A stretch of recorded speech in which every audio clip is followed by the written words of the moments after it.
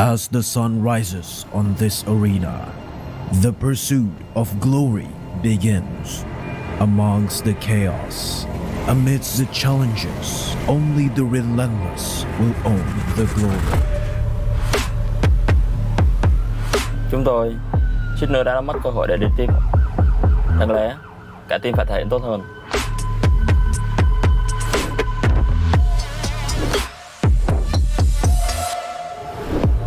Kami kena tunjukkan mereka siapa kami di final. Kami sudah lama tunggu saat ini. Masa untuk tunjuk siapa kami sebenarnya.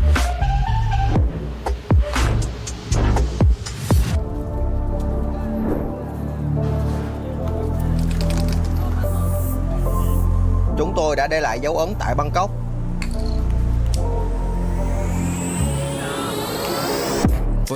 Đã đến lúc càn quét thành phố này bằng một chức vô địch.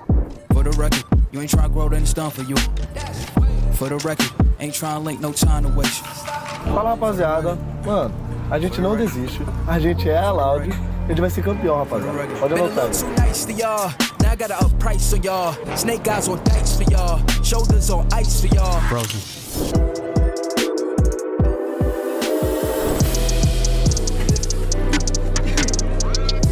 Kalah itu nggak masalah. Semua itu tentang menang atau lu belajar. Semua akan tiba pada waktunya.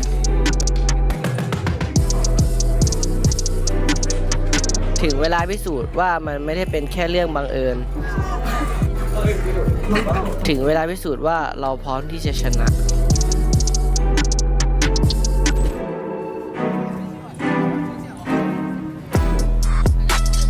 Sebenarnya kita nggak peduli sama omongan orang tentang kita. Kalau kita udah ada di sini, berarti kita emang pantas ada di sini. Cuối cùng, chúng tôi đã trở lại với đấu trường thế giới. Đã đến lúc viết nên một chương mới cho cái tên WAG.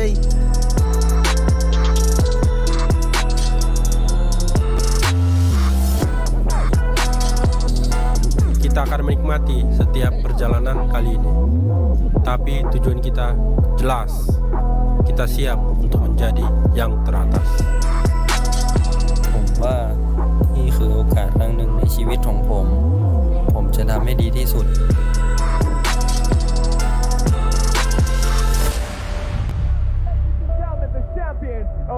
Ano passado é só uma memória. Esse ano nós vamos chegar na glória. Still remember, huh?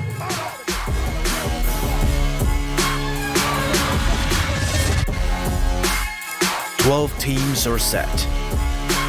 Only the greatest team will own the glory.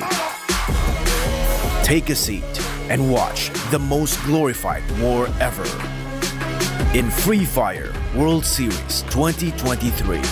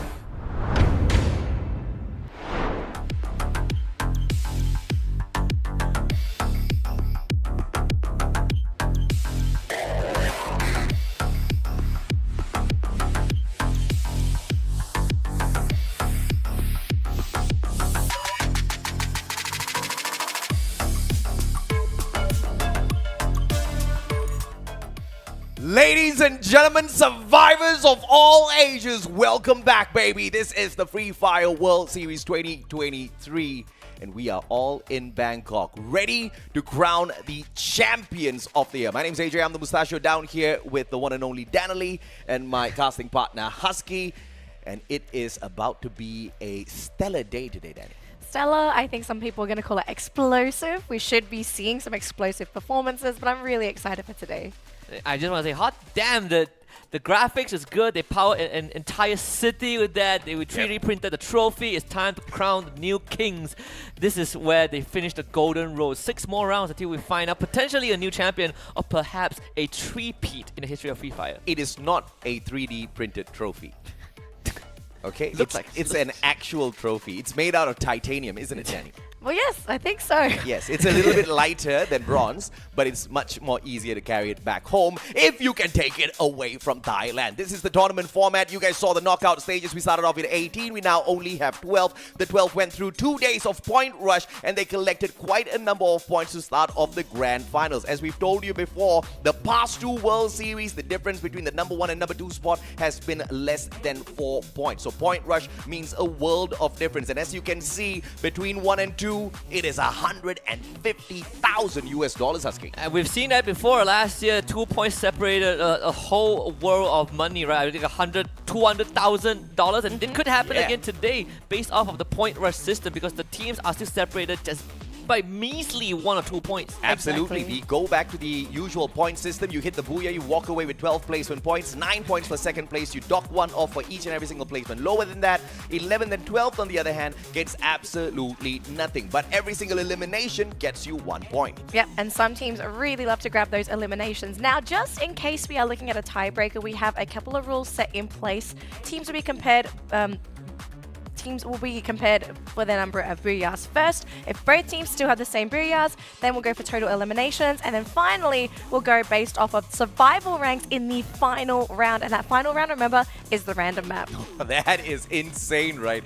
All up to luck as to where you can go and dominate. But these are the final list of squads. EXPS, Buriram, CGGG representing Thailand, Magic Squad for Brazil alongside Loud, as well as RRQ from Indonesia. And these are just the 6 teams. We have 12 teams in total, so 6 more are also waiting to be introduced in case you guys have missed out any of the days. We have Poco, Stars, Thorat from Indonesia, WAG, GOW, and Esports from Vietnam, and of course Expand from Malaysia. So with our top 12 teams already determined, they've got their points from yesterday from the point rush. It's now going to come down to pure performance today. You cannot afford to miss a round. Now, just a quick recap for anyone that missed out on the games in the past 2 days. We had point rush, and the points we have right now are what the teams are going to start off the grand final day with. So as you can see, CGGG will start with 13 points, 12 for Magic Squad, 11 for Buriram, and then of course, as you go down, that's how many points everyone's going to start off with. Now, this is huge, right? Because as stated previously, first and second place in the past years have been determined by a matter of 1, 2 digits. So having this head start could be massive for some of these teams, especially if they're vying for that crown. And the first time in the history of the Free Fire World Series, we're starting off the final day with points on the screen. And the craziest thing was that Buriram had 3 points on the first day of point rush, and yesterday they scraped by with a last round booyah to get into top spot and claim an extra 8 points to put them in 3rd by the start of the grand finals. I believe we've seen this so many times. Freaking deja vu, man. I mean, last year at Bangkok, that's exactly what happened, where Buriram took that final round to get a massive number of points to be crowned champions, and of course not just a single time, but 2-time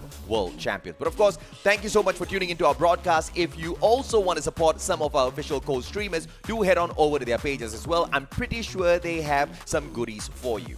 Definitely hang out with them if you don't want to just tune in with us. It's great to have a personality to watch these streams with as well, because they'll be commentating over the games along with us as well.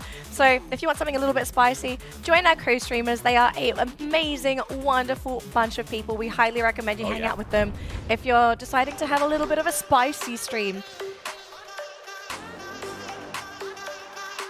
What is? Oh, yeah. So that's what they meant by chant, video chant.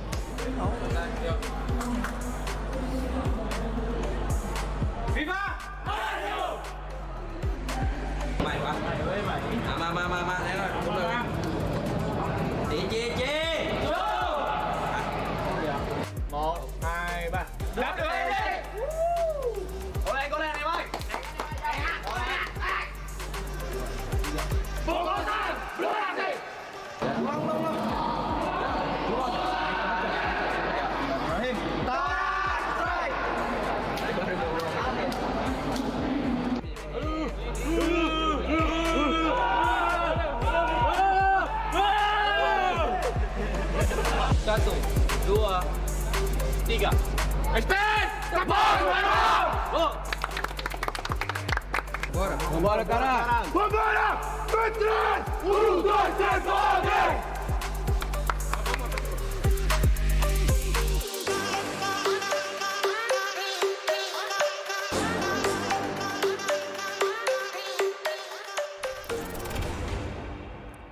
The teams are rearing to go, and we're rearing to go as well, of course, as our viewers watching the broadcast. We are ready for game number 1. And as usual, we're going to follow the standard format of maps. So that means we're going to be kicking things off with Bermuda, followed by Purgatory, Alpine, Kalahari, Nextera, and then we're going to wrap things up with the random map, which, of course, as usual, it could really make things either difficult or a little bit easier for some of our competitors. Of course, it's only fitting to kick off the team features by looking at our two-time world champion Buriram United Esports with just massive numbers on the screen: 8.1 average eliminations, 6,000 average damage, and almost a flat 9 average assists per round. This is just an insurmountable stat, right? Not much teams have been able to come close or even replicate this amount of success, and a big part of it is thanks to Get High, with the A124 being one of the best supports that Buriram has ever gotten for themselves since, what, 2-3 years ago? Oh yeah, average eliminations 1.6. When this guy is rushing at you with that A124, the best you can do is run away and hope to God you've got some extra glue walls to block off some of those shots. But of course, we also want to take a look at Thorad, and you know, this is the Indonesian squad that walked in here with a lot of promise. We know them as the first Raiders Eclipse from the past, and they have shined in quite a number of tournaments. But the problem with this team is they are on and off. Sometimes they get massive rounds, and a lot of those times they get something pretty under average. And the question is that, aside from having, you know, Ikao on the A124, right, the numbers, obviously you can't compare him directly to Get High, but it's also, like AJ mentioned, the team has been inconsistent, and yesterday they played with Davis for the entire day 2 of Point Rush. Now, the main question is, who is going to be playing today, right? Is Darko going to be with the team? Is the captain going to be with the squad? Or will Davis run it all until the end? You can look at the head-to-head. Ikao might have high levels of accuracy, but for Get High, he's confirming a lot of these points for his team. I mean, at the end of the day, right, eliminations are eliminations. Yeah. Those are guaranteed points. Yeah. So you've really got to make sure that you actually have those eliminations down. That being said, though, I have no idea exactly why we are comparing Buriram as well as Thorad, because Thorad, I understand, yesterday they walked away with a booyah on Bermuda. Massive number of points, a total of 30, 18 eliminations, and 12, of course, from the booyah that they walked away with. But taking a look at some of the top eliminations here as well before we continue the conversation, C-Triple-G Peter, the one who we all think at the desk is well deserving of that MVP $10,000 prize, but unfortunately his team has not gotten enough number of booyahs as EXPS. And I think it's very poetic to look at the top 3, right? You have, you know, Peter, you have Du, and you have Abe from RRQ, Kazu. And of course, the stars to watch today, you have, of course, the captain of BRU, which is Jonah. You have Bob7 from Magic Squad, and also Mexico from Lao. 3 different players that plays entirely different roles for the team. What's that saying in Bahasa Melayu translated to English? You know, tin kosong. Empty can makes the loudest noise? Yes. Empty can makes the loudest noise. An empty can makes the loudest noise. I don't want that saying to be pasted onto loud, because they are pretty loud there on the battlefield. And, you know, some of... Mexico is getting ready. He is ready. And some of those matches, just like Thorad, just like the old First Raiders Eclipse, are extremely explosive. They started off the competition explosive. They sometimes show up really strong. But then, you know, it really doesn't last. So maybe they don't want to get too loud. Maybe they want to just give us some subdued shouts this time. I don't know. Well, I don't know if you want to give them subdued shouts, because, you know, the first map of the day is actually Bermuda. Yeah. And this is their best map. So if there's a place to be loud, it's got to be this one. I agree. I want to sort of bring up this idea. I think we've talked about it yesterday, right? Yeah. Like, how much influence or how much can we rely on the information that we got from Point Rush for these past 2 days, right? Because teams are going to be approaching Point Rush differently. Yeah. As we said before, some teams are experimenting, some teams may be taking it seriously, others are maybe sort of cooling their jets, actually waiting for the grand final day. Yeah. Who do we actually think is going to perform the same as they did yesterday? Because I think we do have some information to work with. You know, that's a really tough question to answer because I think some of the teams were not going all out, and those were your top flight teams. I think some teams were not really performing, but those were the teams experimenting, like RRQ.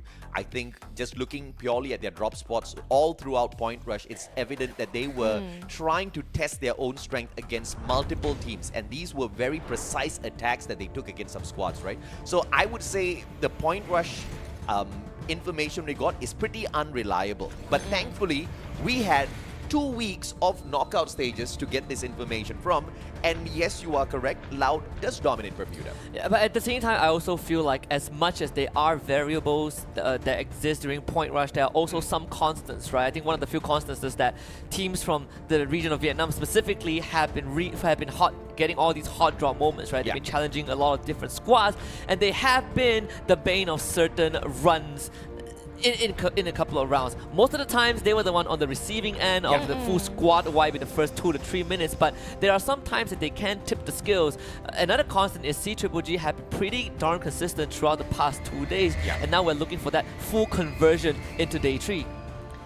Well, it looks like we are ready to jump into game number 1, ladies and gentlemen. The pods are loaded. We're going to be loading it into the aircraft as well. Game number 1, Bermuda for the grand final. Who's going to be securing the first booyah and putting themselves on the top of the leaderboard and having a massive head start for the grand final? Because remember, ladies and gentlemen, it's a 1-day grand final. You've got 6 maps, 6 mistakes. If anything, you don't want to make any mistakes. 6 mistakes. This is the most important 6 rounds of their lives. They prepare 1 year, probably 2 years for this 6 rounds. I say, you know, you can put aside all the previous rounds you played from the group stage until now. What a flight path. From this point onwards, any too soon, any full squad wipes in the early stages of the round would just end the world run for you. That would be a potential hot drop. And I think the question we have to sort of ask, right, is that after the 2 days of Point Rush, does anyone have the confidence, the balls to go for a hot drop? A massive shift for WAG. This is definitely not their usual drop. You can see some adjustments from the squad. They are pivoting very, very far away from where they usually go to. I think Expanse stays the same. CGG towards Observatory. That one is also pretty similar.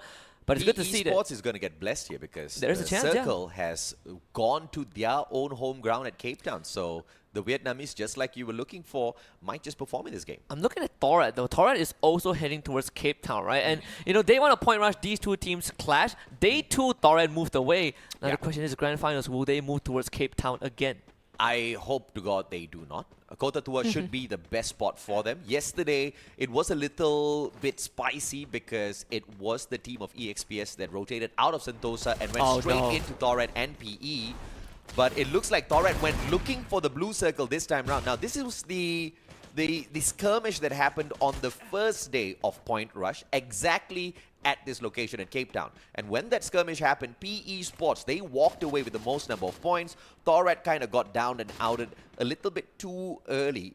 Sorry, I kind of got that wrong. PE Sports lost all 4 of their players in this skirmish. So Torret might just be walking away with something here if they do luck out with their initial loot. Are you willing to give out ground? I think that is the question that these 2 teams need to kind of figure out. And it's pretty evident that PE Sports wants to push the envelope a little bit. They sent out the UAV. Hongang is trying to get as much info as possible. And rightfully so, right? You can see TR, they are doing the same thing with the Avron Dinoculars. But PE Sports, they have a lot more compound to work with. How unfortunate. The compound was so full, and yet he had to throw his Dinoculars to one spot that had absolutely nobody. But at least he knows that spot is going to be free to loot, so he can take that ground and perhaps zone out his opponents. But we'll have to catch up with their skirmish a little bit later on. In the meantime, Bullseye being taken over by Team Loud. Now, this is a little bit of a difference as well, because Loud previously was dominating Katulistiwa, so kind of going towards the edge of the map this time round. It seems like they want to loot up first before getting into some of these heavier skirmishes. Yeah, we also see, like, for Loud, they are back in the grand finals once more, right? 3 years in a row. Peter grabbing the first blood onto Krillin. So WAG, we see that very split drop, and CGG finding 2 points at the start. Some of these teams have a solid amount of head start points, and Narrow with the Trogon, but can't find any connections whatsoever. A good glue wall pulled up by his opponent from up top. North, the one with the good glue wall, jumps out of the window, tagged up by the A124, And it looks like Nero will come forth. A good glue wall will block out North's access once again. And Nero literally just walks straight into his Drogon, gets out of the window, goes downstairs to provide some assistance, and hits Hao Ang with a bullet as well. And Thorad takes it away from Esports again. Massive play from North. He anticipated a double push, but the first shot from the Drogon hit the guy behind the main target, and that was just unfortunate timing for Esports, but also massive blowout for them. I mean, North really kind of lifted his team in that moment, and we also kind of got a glimpse of who they're playing with, right? Darko, again, is not playing with the team. Is Davis, who will be with Thorad, and they're off to a great start. It was an insane setup by Expand here. Expand moving in towards Peak is insane because that is the home of your two-time world champs.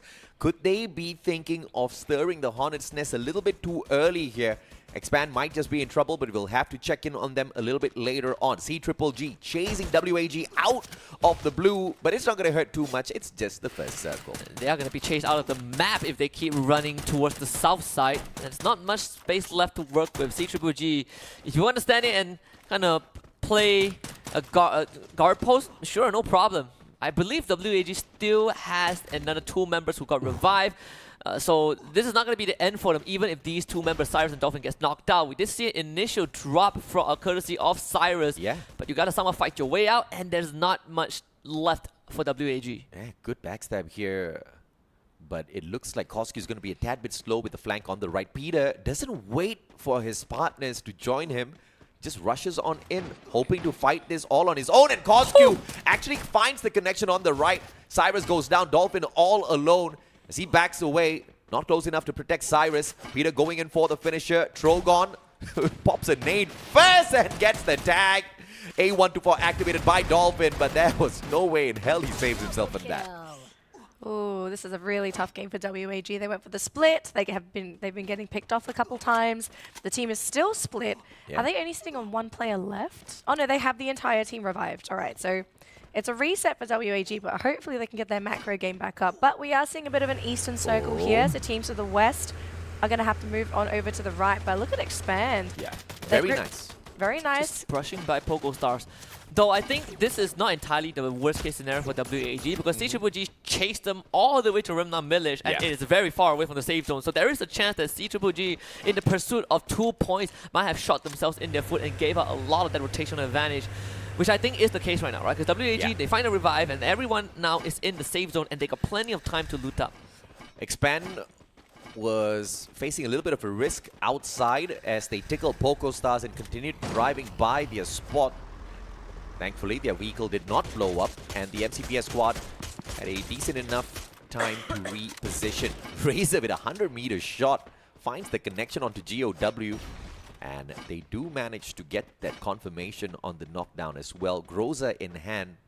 Guy can do a lot of damage, but this is really not the kind of circle you want to get cheeky on just yet. You want to wait for the 3rd circle, see roughly which part of the map the safe zone is going to be dragging you to, and it's going to be all the way up to Carroton. So good read of the circle by teams like Poco as well as Expand. They had that spot on. Spot on. I mean, RQ is on the very northern side. I think Expand actually used the binoculars, so they scan out the entire team of Poco Stars. So Expand kind of has an idea of what to work with. But you also got to worry about the rest of the teams, right? There are teams that are going to be coming in from the south side. You have EXPS and Thorad. With Thorad, they're just arriving at Cape Town. EXPS will have to cross that bridge to get to them. The Dinoculus is cool, but it just gives you a very rough idea of how many opponents you can expect, but not really their pinpoint location, right? So this is going to be a little risky if Expand does make use of that information to go for a surgical strike, because that will open them up to attack from the other teams that are trying to travel in towards that safe zone as well. Now, Thorad is going to have to deal with EXPS, and yesterday this did not go their way. Let's see how the Indonesians deal with EXPS as Stop hops on out. North is going to be tagged up by the A124, but a good glue wall will keep him out. Yeah, Magic Squad is actually nearby, but I think they will sit this one out for now. Let Thorad and EXPS duke it out amongst themselves.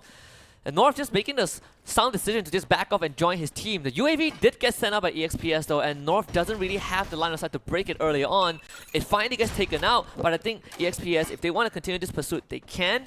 Thankfully for Thorite, they've bought enough distance, but on the other end is BRU against Expand. Yeah, this is a tough fight for Expand as BRU scans them out with the UAV. They've got full information, cluster response. But Cobra barely tagged up by that at all. Crime MKS taking a very daring fight straight up in the faces of your two-time world champs. Manages to get a hit onto Wasana. Wasana backs away, good glue wall, and stops the whole squad, and Crime does get dropped. Fantastic response coming through from the team, and one by one, Team Expand falls. I mean, if you look at the position of BRU, there was never really a chance for Expand to even attempt to fight this. Moshi is on top of the high ground, and he has done so much damage. Sure, he gets dropped by WAG afterwards, but they have already at least secured 4 points for themselves, right? So if WAG wants to go in for the jugular, they gotta do it now. Moshi did get brought back up. The Ghost making the right call to jump onto the high ground alongside Cyrus to flush Moshi out, and this could be the strike that ends BRU's run in the first round. SMG and a shotgun to take on Moshi, but Moshi is a little bit smarter than that. He backs away, calls for a little bit of backup from the rest of his crew members as well.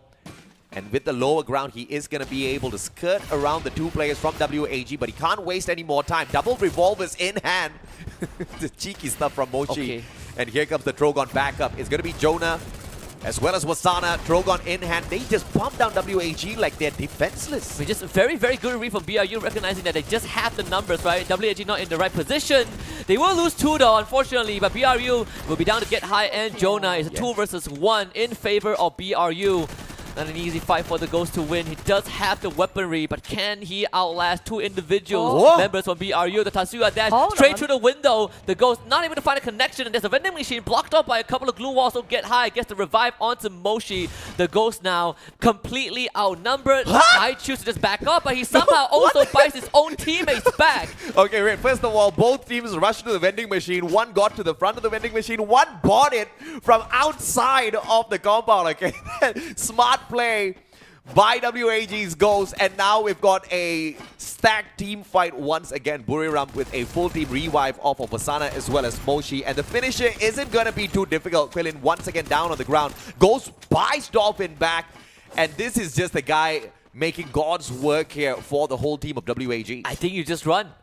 If this goes on any longer, WAG might just be the reason BRU wins the trophy on round 1. They've already gotten 9 eliminations. And this is not even, we're not even halfway through the round yet, right? We're just, 10.5 minutes. We're almost approaching the mid to end game. And BRU has already got such a fat lead. And look at Get High, he's shaking his fingers. He's like, boy, I'm ready to win the trophy already by the end of round 1. I mean, some people were really doubting us when we said that Buriram isn't really going all out on that point rush. And you can see this is the perfect example of what happens when the two-time world champs tries to get a few eliminations. Barely anybody escapes. I mean, WAG definitely did their best, right? Had the right idea, but BRU just, again, quick decision making to surpass the odds. And right now, they put themselves in such a good position. But of course, there's still chances for other teams to overtake BRU, but I think the chain of events just made it so much tougher to overtake our returning champions. Our two Kazu, on the other hand, will be facing off against Poco Stars, so only one Indonesian team is going to walk out of this alive. 2 Indonesian teams on one bridge, only one can stand on top of it, and a double glue wall melter laid out right in front of Duds, the only rusher coming through from the side of RRQ. The rest of them lining up right behind him. The flurry of glue walls laid out right in front of Boko, but Abe manages to find his way around just to sneak in a quick shot and then retreats once again. 18 Deer down on the ground. No idea how that connection did come through, but Poco Stars need to back away. They're taking a very aggressive fight against RRQ, who are baiting the players out. Yeah, Abe has already ran out of glue wall, so they can't stay for much longer. As you see the knock, 18 Deer finds onto Abe. Raz, unfortunately, can't get through the Sonya, and the reset comes through, and Razor plus Does both cash in on a couple of eliminations. As Lehman fights MKS to keep the dream of Poco Stars alive on his day 1. Does get dropped off. His own ice grenade takes him out, and Legal up the captain, watching his squad mates fall one by one, needs to at least somehow get Dust back into the game. Now, there's no way Poco jumps off of this bridge here. The only way Legaloth gets taken out of this equation if someone's rotating in and they spot him out from afar. Lozzie butts in, bobs. It looks like the Magic Squad players are going down one after the other, and this is the version of Thorat that is just so scary to face out there on the battlefield. This is them working at their fullest potential. And Lozzie, North, they're all getting these individual wins. Davis backstabbed by Jiu. But it's just Jiu against the rest of Thorat. This man doesn't really have much left in the tank. He needs a miracle though. Maybe Wasana could be the saving grace. North gets dropped from afar, but Jiu is tanking the blue.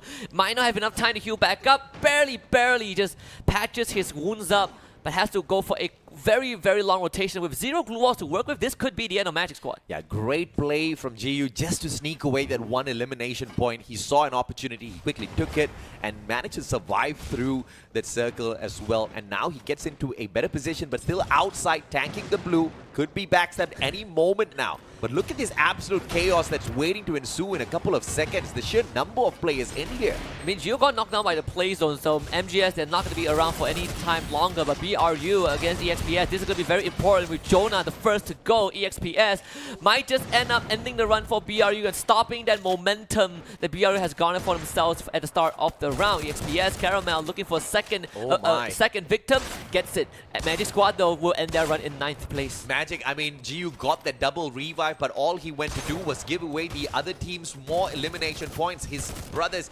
barely made it to the ground. They got snuffed out instantaneously. Caramel with a fantastic headshot. AWM from a position like that, and Dew supports him from the back as well. EXPS finally gaining those points as well. Another team that was so silent all throughout that point rush stage. Now they're making some good noise out there. Caramel has got the Trogon in hand. They are looking for more, and just like them, 3 teams back to back have been eliminated. Yeah, we're seeing teams getting knocked out left, right, and center. And look, the teams remain. Brazil only has Loud left, and they have so many problems to deal with. CGGG, GOW, they're all in front of this Brazilian squad. WAG holding the edge of the circle, but Lost 21 has come alive. 8 eliminations for Loud so far. CGGG the next on the menu as they just got rid of GOW. Oh, and it looks like CGGG wants to make sure Loud's on the menu instead of them on fire from up top, but that jump's just not going to do it for them. Kawan does manage to protect the rest of his brothers with the Woodpecker, forcing the team of CGGG back behind that wall. But now CGGG running out of time. They have to circle around the right-hand side, which will take a little bit extra travel time.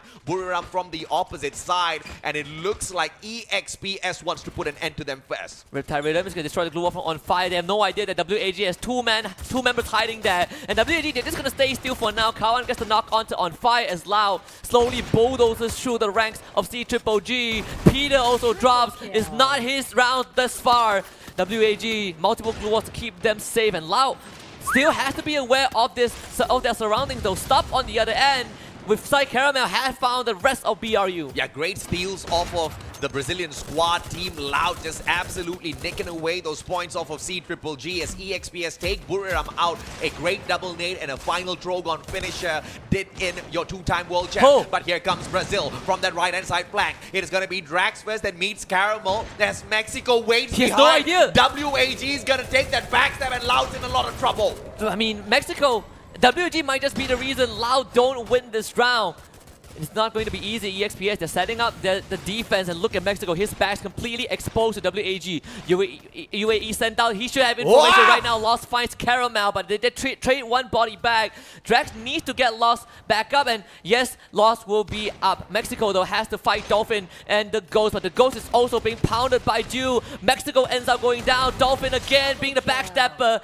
The game changer for WAG. Oh yeah, the game changer for EXPS as well, because this has now given EXPS a 1-up. It's a 4v3. Casper traded out. Make that a 3v3 as Drax secures one for him. And all out of nowhere, Kawan and Lost go down. And now the opportunity for WAG to steal the victory away, to steal the booyah from the hands of EXPS. A 2v2 between Vietnam as well as Thailand. It's going to be Dolphin as well as Ghost. Bison and Drogon. Top goes down. A big one. Casper a sliver of health. And WAG take the first booyah of the day. Vietnam has been waiting for this moment. Point rush, no problem, bro. We'll get it done when it really matters.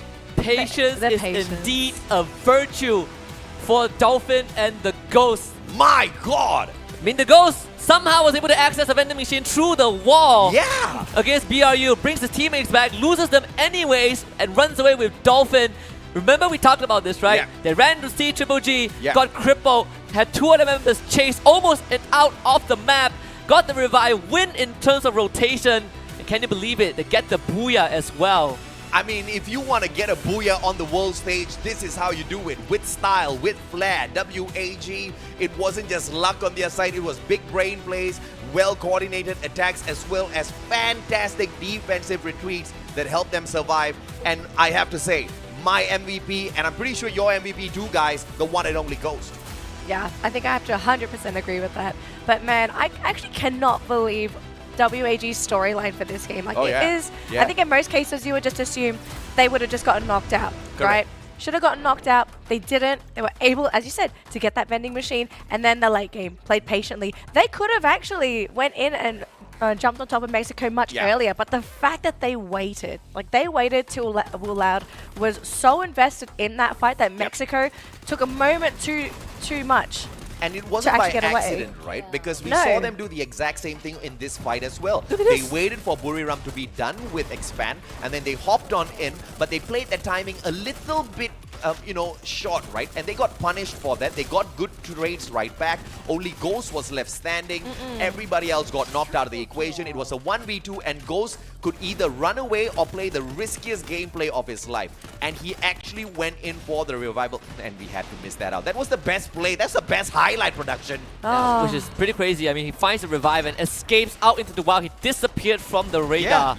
Ends up in a tent with Lau and CGG fighting for control, and they did not budge at all. And then the craziest part was that there was a moment you could see Mexico was in front of the tent where the two WAG members were in, and there was a triple layer of glue wall, but Mexico did not bother because who would be in there, right? Surely those members from WAG are already gone, but they were not. They pop out the glue wall as the circle closes in, gets rid of Mexico, and takes out a very crippled EXPS who were tanking way too much blue damage. And this was such an impressive booyah also on top of everything else, because what Magic Squad, the mighty Brazilians, could not do, the Vietnamese got done. Getting a revival in that chaotic circle, there were so many players. The Magic Squad players that got revived didn't touch the ground. They got shot out of the air. I don't know how Dolphin flew and then swam his way back in. Magic, apparently, for WAG, not so much a Magic Squad. I mean, look, WAG, they have a fantastic start today, and I think the survivors in Vietnam, they're going to be so proud of their countrymen, and they're so excited for today. And it makes you wonder, is there anything that Vietnam has been hiding up until this point? Because we've got 3 of their representatives competing today. WAG, rocky start, late game was great. We really don't know. But what we do know is that we have our interview ready. So let's see what WAG have to say after securing that fantastical booyah.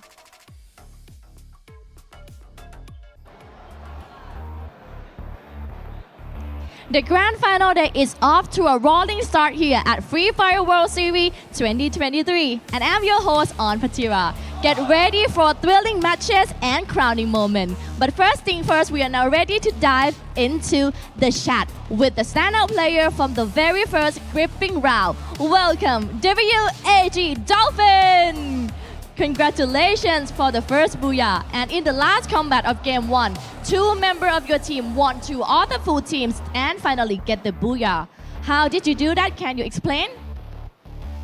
Trong game vừa rồi thì team mình chỉ còn có 2 thành viên, nhưng mà đã vượt qua hẳn 2 đội còn đầy đủ thành viên. Thì em nghĩ là vì sao team mình lại đạt được cú booyah một cách mãn nhãn như thế, và em có thể giải thích kỹ hơn. Thì team em giao tranh với Bru nên còn có 2 thành viên, nên tụi em chơi game kiểu khó, tầm 2 với 4 cái nó khó. Giải thích kỹ hơn nữa.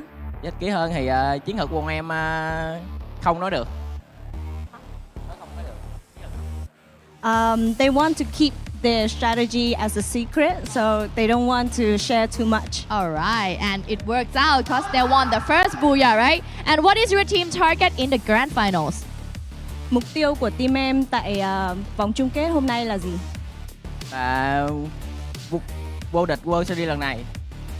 To be the champion of this Free Fire World Series 2023. So you guys are confident that you can beat all the Thailand team, the former champion, and become the winner and champion of Free Fire World Series 2023.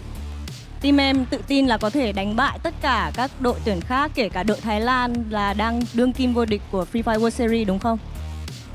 Còn thì team tụi mình tới đây là không còn gì để mất nên tụi mình rất là thoải mái và không sợ ngán bất kỳ đối thủ nào.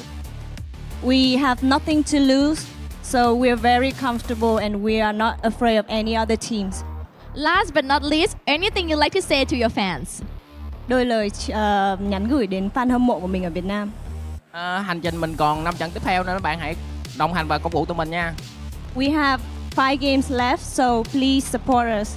Right, so congratulations again and best of luck. Thank you, WAG Dolphin! And this is only just the beginning. The action is heating up. There are so many excitements to be unfold. But right now, over to you, Shoutcaster. An unexpected opening for the grand final with WAG securing that booyah. But of course, I think we're going to be in for a whole bunch of other surprises, right? Game 1 is done and dusted. I think we do have to prepare for game number 2. And game number 2 is on Purgatory. But we know Purgatory can be a bit of a interesting map depending on where those final circles do end up being. But, okay, we know a lot of teams like playing on Purgatory. This map has been around for ages. Who are our top contenders for Purgatory today? CGGG, Esports from Vietnam, as well as EXPS. They are your top runners when it comes to this particular map.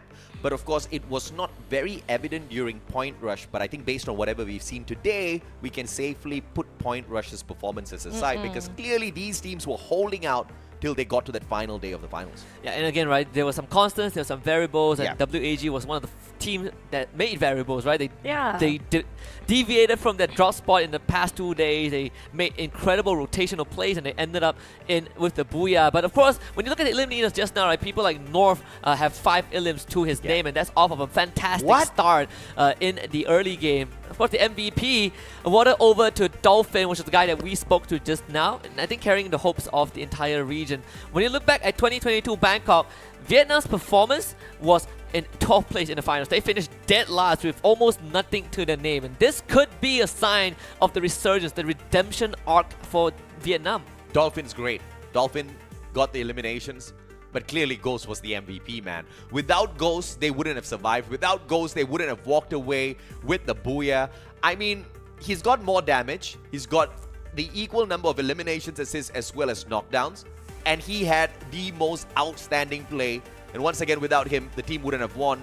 So I dispute your MVP, but it's I mean, let's just safely say that it doesn't matter who gets it, right? Dude is going to win $10,000. It's the pride, bro. It's the pride for the team, right? It's pride for the players. Hold on. It's a bit early to say that Dude's going to win. There is still one chance for one team to possibly steal that away. So we'll see if that happens later on. But for now, game standings, Loud going to finish on the top of the leaderboard here with 21 points after securing 13 eliminations, 20 for EXP. Although, let's take a look at the teams on the second end of the page, right? I think there were some expectations here for Magic Squad, unfortunately ending in 10th place with only 3 points. And RRQ kind of falling flat as well. A bit unexpected for this team, but again, it's just game 1. They can always make the redemption arc happen game 2 onwards. I mean, this is pretty crazy. When you look at Laos finish, right, they finished like, what, 3rd place? And that is just enough for them to tie with BRU and CGGG, with VXPS just slightly trailing behind, and then you have WAG in 5th place. This first page is crazy. I mean, again, Lao, they have been on the world stage a couple of times. They missed out last year. And this could be revenge. And this is exactly what we were talking about as to how Point Rush's points can be nullified in just one game.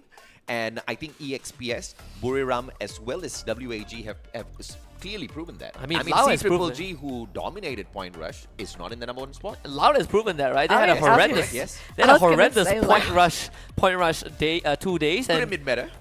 Could have been better for sure, but does it matter now? I mean, they're now tied up for first. 4 now. In essence, we've basically looked at a reset, right? Like, we played one round, we've got a complete reset for 3 teams. A couple other teams lagging behind, but they can make that comeback happen. So, if anything can really happen at this point. But if it's going to be the top 3 leaders, I hate to be that person. I don't think Loud is going to be able to stay up there. The team does get a little bit hot and cold. That's correct. But the other 2, they have proven they can be consistent. They're going to have to try and figure out how they're going to get those booyahs, right? Because the defining factor for winners is booyahs. If you cannot compare when it comes to booyahs, then I believe it's eliminations. And eliminations, okay, AJ, run me the numbers. Between the 2, who generally has more eliminations? Between Loud and? Not Loud. I believe it's C-Triple-G who has more eliminations than BRU in total. Yeah. At the end of the group stage in first place. 220 versus 210. Yeah. So 10 so eliminations difference. It's close. It's close. It's close. But I also will go ahead to say that Buriram was definitely not going all out during the group stage. I think this was one of the matches where they were heated up and they were going for the booyah. And a match like this, I'll take it as Buriram trying to play their best. Yeah, I mean, they definitely are playing their best. If not their best, it has to be. Yeah. Well, I was going to say, right, like in the past, we saw Buriram sort of take it easy on Bermuda, and then they just ramp up as the day goes on. Correct. So for them to already play like that on Bermuda, I mean, you got to start getting a little bit scared now that we're running into Purgatory next. They're warmed up, they're ready to go. I think teams are starting to get a real feel of what the competition's going to be like today. So now's the time for you to actually really talk to your coaches, really figure out what you're going to do, move away from strategies that haven't worked for you, because we've seen during Point Rush, right? Couple teams, they were stubborn. They didn't want to move away from their drop points. Correct. They got punished for it. So I think we have to see some change from some of these teams. We most definitely do need to. But then again, there were some teams who were stubborn and it kind of paid off. And one of those teams was actually Expand. So initially, Expand got hot dropped by Esports and WAG at Brasilia on day 1. And Expand bombed out on the first day of Point Rush on Purgatory. But on day 2, they stuck to their guns. They dropped in Brasilia, but they kind of tweaked the location within Brasilia that they dropped in. They took the northern part of Brasilia, and that kind of led them getting how many points? A total of 15 points. They got the second place as well as 6 eliminations. So sometimes you could be stubborn if your strategy checks out, and Expand was one of those teams that kind of proved that, but that is a rare scenario. Yeah, I think you also want to start looking at teams that underperform in game 1, right? Because I think the pressure when you step into the ring for the final 6 rounds of your tournament a year, tournament calendar is immense, right? How do you recover when you play round 1 and you finish like dead last with 0 points at all? This is where it really puts your mental to the test. Whatever teams have demonstrated prior to that, I don't think it matters as much. This is where you really get pushed to the absolute limit. All right, speaking of, I think, going into this next game as well, right? We've got to talk about one team that needs to start to pick things up, and that's Magic Squad. Yeah. This is a team that's looking for revenge. Yeah. They missed out last year, and they're looking to take the crown themselves. And Purgatory is also one of the maps where they are generally okay, not amazing, but it is one of their better maps. Do we think that they're actually going to have an opportunity to grab a booyah here? Like, if we give them a really good day, we look at them having a really good day on Purgatory, can they do it? Okay, 100%, honestly. Okay, maybe not 100%. I think that's too far of a stretch, right? Yeah. 90%, I would give it to Magic Squad. Magic Squad is your second best team when it comes to the overall number of points picked up, but they are not the best team when it comes to the average points picked up. So what this means is Magic Squad is not 100% guarantee on this map. They've had some really good games, and then they have had some unfortunate matches where they've faltered a little bit too early. So I would actually look towards the average, and if you want to look at the average points, teams that perform really, really well on Purgatory are the likes of C-Triple-G, Esports, as well as EXPS. And you're talking about a 20 average point for C-Triple-G, which is pretty crazy, and they do have the most number of points picked up here as well. So when you've got the best average and the most number of points, kind of leans towards you. It is a very strong map for the Thai players. And also, I think for this is also where you get to see the differences between Brazil as a region and other regions, right? The SCA regions, I'll call it. The meta difference, right? Again, we talk about the Brazilian teams being the only teams that still use a Skylar. In Laos' case, they even bring in the Orion, and it has its inherent weakness. We've seen it multiple times when the Skylar is on. The Skylar is used by the sniper, and he doesn't get a good angle, and he gets rushed by Tatsuya, gets rushed by A124. Your efficiency gets reduced to just CQC. If you don't win the CQC, which most likely you won't because you don't have the right guns, you get dropped. And I think that has been the defining factor of whether Loud or Magic Squad does well in the final circle fight or whether they completely flop. I totally agree with you, man. I mean, sometimes it's good to go against the grain, but sometimes, you know, it's best to move together with it, right? If the meta changes, there's a good reason why the meta changes. With Yago still holding on to that Skylar, he needs to come up with some pretty effective plays in order to convince us that it is something that he needs to be holding on to. Now, Thorite is going to be super lucky this time around because usually they drop between campsite as well as Forge, and the blue circle is going to be hunting down Forge for them. So this is them lucking out. PokerStars usually do take on Ski Lodge, but instead of going all the way there, they're choosing to fall slightly short to see if or not they can challenge Thorat for the blue. I mean, we saw WAG take the Booyah in Game 1, but look at who is about to challenge them. It's PE Esports, and they are all not backing down. I believe someone on PE Esports from WAG actually has a Falco, so they get the touchdown first. Yeah. Legolas steals the vehicle and tries to perform a Grand Theft Auto on fire. We'll try to stop it, but Legolas gets a bit lucky. Moves out of range just in time before the vehicle explodes, but now has to go on foot. As we talked about earlier, Expand once again taking the drop into Brasilia, but taking the northern part of it. And this is, flashbacks. It's deja vu of watching that first day of Point Rush on Purgatory, where PE Esports decides to drop in here as well. So it's going to be an early skirmish here, and RRQ actually dropping by all the way from Central to check out a player from the side of CGGG. This is a little bit of a overpush, if you ask me. The captain, Legoloth, is way too cheeky now. Glue Wall Melter laid out first. Legoloth in a tight little corner, boosted up by Peter. Bye-bye, Mr. Legoloth. Yeah, this is very much expected. I wasn't able to get away with the vehicle, so it's only delaying the inevitable. CGGG gets a point, but just brings Legoloth back. I mean, they do have money from the initial knockout onto New K. Abe, he's still very much kind of in the danger zone, and Krillin knows where he is, so double grenade from the Trogon is going to bring Abe down low. The third one shot out. Abe this time dodges it, but has multiple members on WAG that he needs to deal with.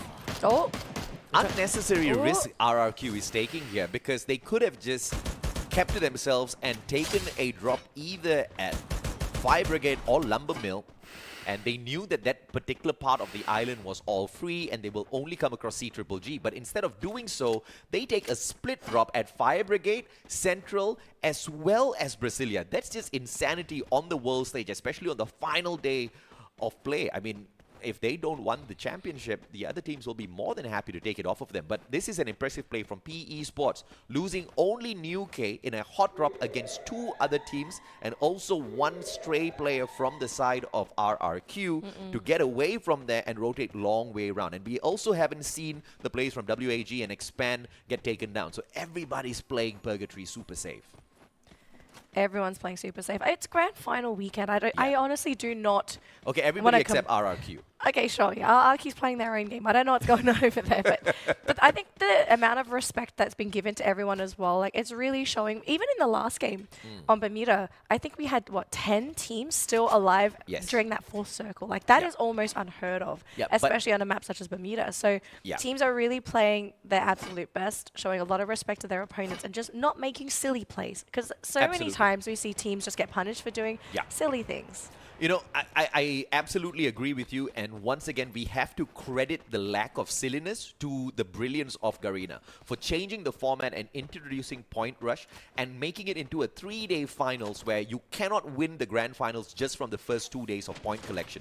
So that allowed a lot of scouting capability, that allowed a lot of learning for these teams to really make good use of that information picked up on day number 3, that's resulting in these really slow lobbies, but of course a massively chaotic final few circles like we saw in Bermuda earlier, Husky. Thorat was able to find a point for themselves as well. A straggler, I believe, from WAG.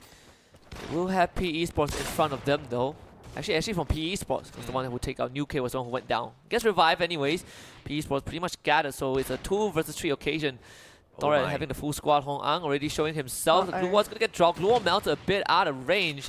Nero now also tries to burst away, but Davis just uses the Trogon, blows out Hong Ang in the face. And that's another point for Thorat. Unfortunately for PE Esports, Thorat is walking out of the blue circle. They've got high tier loot. They are ready for a fight. And PE Esports, on the other hand, are the exact opposite. They ran away from the initial drop spot because of that hot drop against 2 other squads. They could barely loot when they were getting out.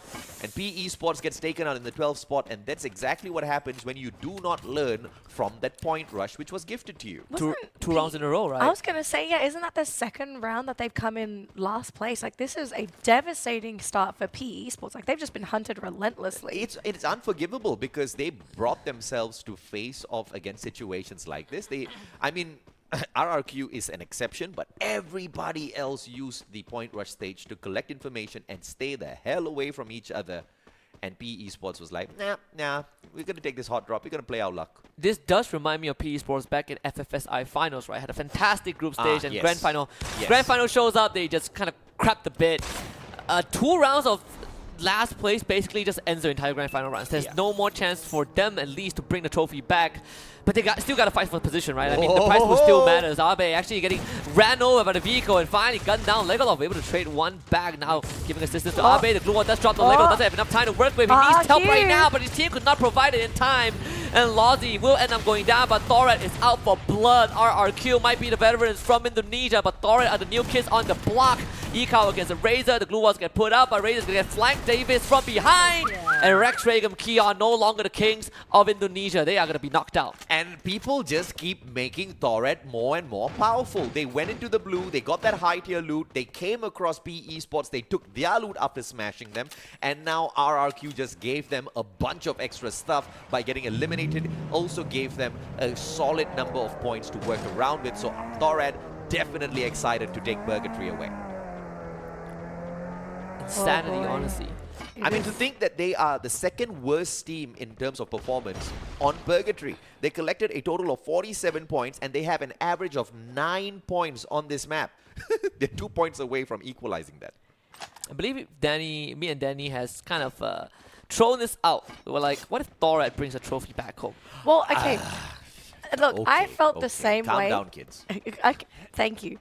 No, I actually felt the same way for a while, but then, I mean, we've seen Thorat just really pop off. Not completely on the first map, but they have been proven to actually grab some of those eliminations. They just have to figure out how are they going to get those placement points, right? Because that's the one thing that's holding Thorat back. They're getting the eliminations, but if you can't get placements, it doesn't matter how many elims you're getting. Who's the one that sang this song? Because you're hot and you're cold and yes and you're... Katy Perry. Ah, yeah. So Katy Perry should sponsor the team because that's what Thorat is, hot and cold. Katy Perry will go broke because she has to sponsor a lot of teams, not just Thorat.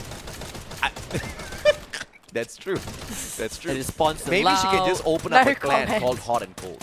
Oh god. And then these teams can all be like, you know, sister teams under the overall head clan Hot and Cold. I mean, the day that Katy Perry enters Esports is the day that would never come.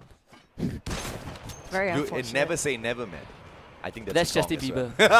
Yes, oh my god. That's Justin. That's Justin. Jeez. All right. Still in touch with pop culture. Yes. So Esports, 2 terrible rounds, unfortunate for them, but I absolutely love the pacing of the final day on the Free Fire World stage.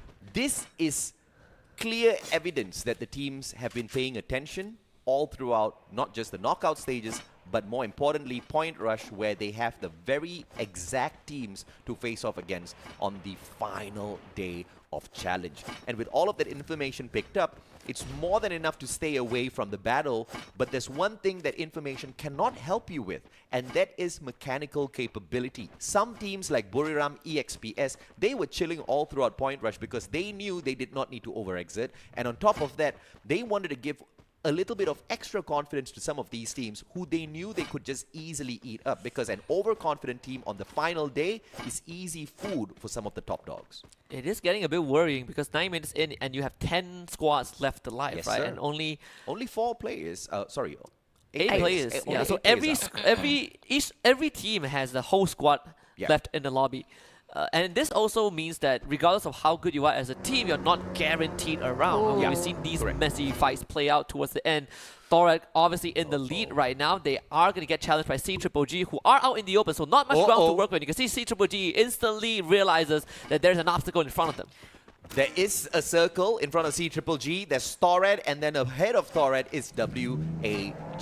If Thorat gets stuck in a little bit of a pickle here and has to reposition, CGGG might just have an advantage with WAG sandwiching in Thorat. So it's all up to luck as to what happens here to the Indonesian squad, who has performed pretty decently thus far. If they get taken out at this point, with the number of points that they have, they will maintain a decent record of an average of 9 points, right? So, and CGGG is not waiting on ceremony. They're taking the fight straight up to them. This is the only way you could progress honestly at this juncture. You have to somehow take out the ones in front of you. So Peter under a lot of pressure already as Thorad tries to push him away from his comfort zone, and Peter gets dropped. Davis finds him with the Thorad. I mean, the attack from the side, Thorad coming out of the woodworks, completely catching C-Triple-D off guard. They were ready to assault the left side of the building, but Thorad storms from the right. Davis does get down by Koskinen with the bicep, but Lawsy instantly comes in with the backup. Northfield gets knocked down, on fire, and one more on the high ground, on fire, ambushing them with the slam dunk from the second floor. Pops to Sonya on the side of Davies, but Davies looking for the reset, not able to find it, and on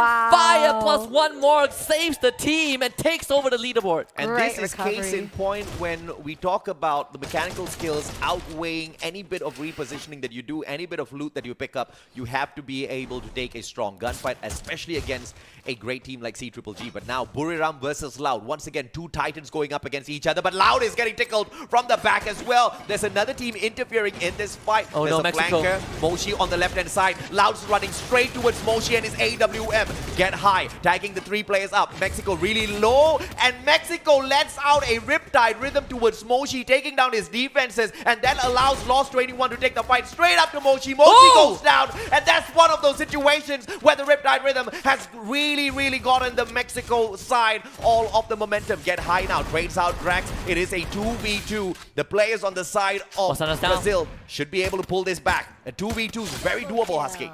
It's a 2v1 now. Loud have a good chance of wiping out BRU and at least having a chance of solidifying that lead. You can see A124 now Get High taking damage. Kawan has the grenade launcher. Get High gets tagged from the back. The blue zone into the push. Get High in.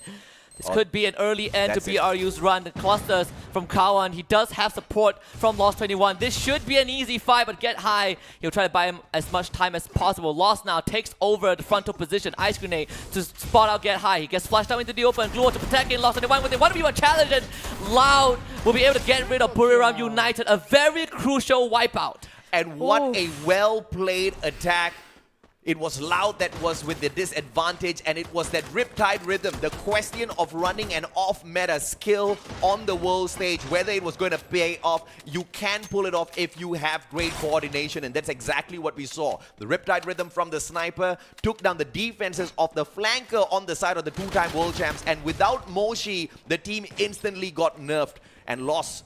They bring their team members right back, and the Brazilians are right back at it. Yeah, and the Brazilians are also getting taken out by the Brazilians. Like Bob somehow fights Kawan, right? And that means Lao only has one member left that actually has equipment. But Bob's is also busy dealing with Cobra Expand, losing one of their rushes already. Poco Stars finds on fire. C-Triple-G dropping bodies. Lao is joining back, but there's not much space for him to work with. Mexico might just be free foot. You can see he manages to find a building for now. Liam gets knocked down. Red shows up to provide some help as Drax gets taken out. So that means Loud has no more members who are well equipped. God of Wolf going up against Expand, and it looks like they're winning out this bout as well. Player after player taken out, and Expand bites the dust in the 8th spot. But Sin continues the battle for GOW by knocking down D Kwang, and Magic Squad trying to take advantage of a team that just took Expand out of the equation. But they are outside of the circle, and it's already started moving. So Magic Squad has got not much time to play around with at the edge. I think Loud is only down to just Lost 21. Mexico got absolutely blown to smithereens by EXPS.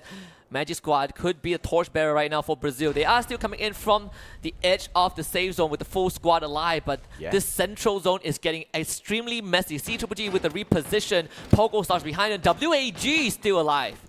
And that's insane, right? WAG, can they actually pull off the unthinkable? A miracle here, perhaps. Circle. Not on the side of GOW. Everybody's gatekeeping them. EXPS going to be the luckiest ones because they are the closest to God of Wolf. The circle definitely taking a toll on all of them. Dolphin finds Dian, and that is an instant shutdown. Magic Squad, on the other hand, playing those grenades towards the right, and it is against the team of C-Triple-G, and they circle all the way around to find Loud instead. Yeah, they break away from C-Triple-G. Bobs actually gets his head blown off, and he's going to receive some assistance. GOW is already out. They all fall to the blue zone. Lost 21. We'll have to deal with you. Unfortunately, there can only be one Brazilian team in this lobby, and Lost 21 is going to learn that the hard way. I mean, Magic Squad will just drop everything they can. Lost 21, can you pull out some damages? You know, sometimes you are not meant to win the party. Sometimes you're just meant to open up the Oh, door hang on. for the winners. But he manages to Tatsuya away, and that's a great dash. Lost to anyone playing the game of survival. But here comes Peter, one of the greatest MVPs of the world stage here in Bangkok 2023, looking for the final player on the side of Loud. Casper, on the other hand, EXP has taken on WAG, trying to storm the front up at top, but it looks like those glue walls are doing a good job to hold the Thai players back. And a long way round circle, Poco Stars, Indonesians attacking EXPS from the back now. And look at Magic Squad, they might get flanked by C2G, who are repositioning themselves. They want a compound to hold on to, but EXPS and WAG, it's going to be the important fight right now. Stop and Caramel looking for those individual pickoffs. Casper actually ends up getting knocked down instead. WAG literally holding the fort. No one can get through this defense. WAG with 3 eliminations are basically holding on for dear life, and they're doing a super good job at it. Oh, Vietnam, you rise up and you scream right here, right now. WAG doing a fantastic job, and of course the blessing of God as well as the Indonesian circled in, and EXPS gets a tad bit distracted as they find Magic Squad, the one and only player from the side of Loud, as well as a one from WAG. EXPS only 3 eliminations now. WAG still alive. They continue the onslaught. All of those glue walls that they were keeping for this moment are being used up. They're starting to crumble though. Even the strongest wall can hold for the longest of time. There's no infinity in this equation. The Ghost is already knocked down as well. EXPS finally dispatching the members of WAG. And there's going to be no second booyah for them. It's Poco Stars, EXPS, and Magic Squad left in the equation. And guess what? Magic Squad, they are watching this unfold from afar. But as the final circle closes in, it's going to be a mosh pit in the middle. Oh yeah, absolutely. And Poco Stars, they circle round in towards this compound as well, forcing EXPS up towards the high floor, which means Magic Squad gets to rotate out first and keep an eye on EXPS. And that will give the opener to Poco, who gets to take this advantage. And it is the Brazilians that takes the fight directly to their 2 opponents. Magic Squad, only 4 eliminations in hand. All 3 of these teams don't have much when it comes to the elimination points at the moment. Glue walls cannot stand for a long time thanks to all the glue wall smelters from Magic Squad. But remember, we've seen them do this before, right? They build up more than they could chew, and they're gatekeeping as much openings as they can. But eventually you might get overwhelmed. So Magic Squad, you gotta pick an angle to work with, and decided that they're gonna focus on Poco Stars for now. GU relaying the info to his teammates. He's trying to get these shots, and these glue walls are preventing Poco Stars from escaping from the first floor, but there's still EXPS to worry about. And they are throwing in all of their own glue wall melters to take down the defenses of Poco Stars as well. Attacking from the left, and it looks like EXPS has found an opening here to hop on out of the house. But Magic Squad still with the advantage, and it looks like WAG is not going to be able to interfere anymore, all thanks to Poco. But Poco now is trapped in the position where WAG was earlier on, and EXPS is out of the house. Yeah, this is a death chamber set up by Magic Squad. They're using all their glue walls, and they still have a bit more to spare. This could just come down to the blue zone, ending the round. EXPS, they're going to be the first one to break free from that prison, but they're getting blocked off. Look at all the utilities, Magic Squad. They're just gonna let the tick damage do the work. Magic Squad keeping EXPS at bay. They're all suffocating. Magic Squad goes in for the flank with the glue wall. He's causing a lot of problems. Butson goes in for the push. 18 gear drops. Jago fights Raz, and Butson starts picking up all of the eliminations. They're all taking down to the blue. EXPS losing members. Fuse left standing. Yago's still alive. They're trying to outkill the blue zone. Jiu will bring down. Jiu still standing. Stands back up, and Magic Squad outlast the impending doom to get the booyah for Brazil. My goodness. Oh my gosh. First ever Free Fire World Stage medkit gameplay towards the very end. No amount of gunfight, no amount of firepower could help these players pick up those points. The blue did them dirty. The blue gave them a lot of time to run away, but they just did not handle the job better. And that's the kind of chaos you can expect on the final day when you allow these world-class teams to gather information over 2 days against their opponents from Point Rush, Danny. That was such a great execution of that late game, right? The fact that Magic Squad, they realized it was going to come down to the blue zone. So using their glue walls to actually lock everyone in and basically just throw them in a jail cell and say, here you go, we're going to leave you there to rot. Incredible. I mean, just 10,000 IQ play from Magic Squad, right? I mean, after round 1, I was like, man, where is Magic Squad going? This is on my most consistent Brazilian team list, right? I put them beside Lau. I'm like, Magic Squad has a better chance to bring this back for Brazil. This is not a high elimination count for Magic Squad in any sense, but the fact that they're able to still get a booyah, I think that really means a lot, especially when they actually had a pretty good head start to the grand finals with 12 points, and they've just added a bunch to it. Yeah, absolutely, man. And you know, it looks like the only one that didn't make it into the final circle for your list was Loud, but almost got there, right? Lost 21. This guy's a survivor. Yes. The guy managed to run all the way in, avoiding all of the firepower of a C-Triple-G, but at the end, when you thought he was going to get to Poco and nick off a couple of points, C-Triple-G finally caught up with him. But the rest of them, though, Magic Squad flushing out the players at the very final second and choosing just to play the game of timing against C-Triple-G was just a brilliant work. I mean, Yago somehow able to... it's either Yago or Jiu, somehow able to sneak into the literal center of the blue zone. Correct, yes. You outlasted that tick damage by Yeah. 1 instance, and that made all the difference. And we thought that the game ends it for you, right? The blue zone ends it for you, but Magic Squad, this is the first time in competitive Free Fire I see a team literally defy destiny to win the round. And Poco Stars, the Indonesians, I mean, if there's one good time to wake up, it's today. And they did exactly that, getting into the final circle, managing to zone out EXPS themselves, forcing them towards the top floor. Of course, it was a little bit chaotic there with WAG stuck in the exact same house as well. But overall, it was a brilliant game number 2. Never have we had a world stage where every single game seems to be as heated as this. It's the new format, Danny. Well, I hope it's the new format, and I hope it continues, because if the games are going to be like this for the grand finals, like, oh my gosh, it's going to go down in history as an exciting grand finals.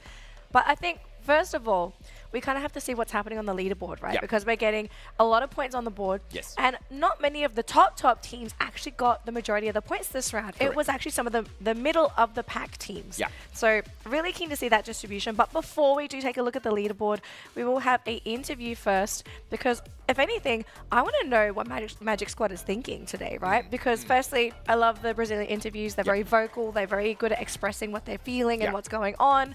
But I think I have a feeling we might be getting a little bit of heat thrown at Buriram. They'll be like, hey guys, we're coming for your Buriram crown. has been burning them since day one. And to be fair, why not, right? It's the last day. You're going to fly back anyway, so just throw some shade. You see them next year. Yes, definitely. All right, looks like the interview is ready, so let's see what Magic Squad have to say.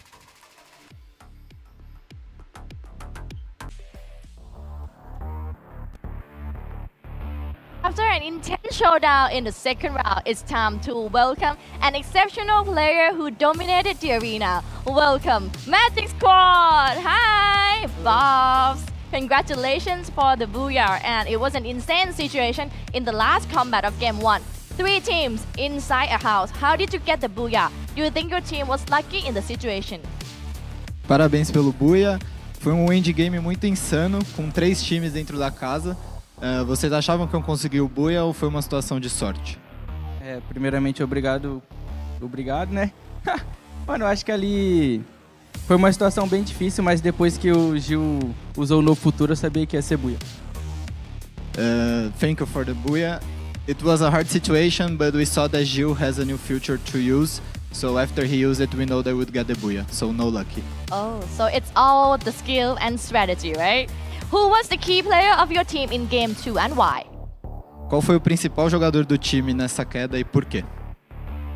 O Gil, né? Porque o cara apertou no novo futuro e reviveu e deu o Booyah pra nós, então o Gil. It was Gil, because he revived in the end of the game, so this gave us the Booyah. Right. And what is your team target in the Grand Finals? Qual o objetivo da Magic Squad nessa final? Ser campeão. Be the champion. Right, of course, and best of luck on that. Anything you'd like to say to your fans? Uma mensagem para os seus fãs. Rapaziada, muito obrigado a todo mundo que tá torcendo aí. Ainda tem mais 4 carries, então vamos pra cima e é nóis. Thank you everyone. We still have games to play, so let's do it.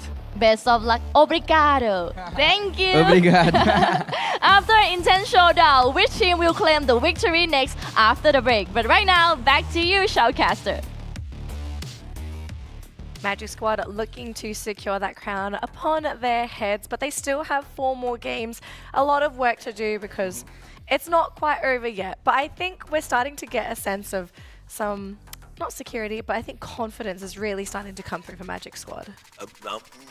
Yeah, I mean, it's Magic Squad. They are always confident. I mean, the Brazilians have always been confident, right? It's just whether or not in a game of Battle Royale, if you have the right plan as well as that small little element of luck. And I think the element of luck did go the way of Magic Squad this time.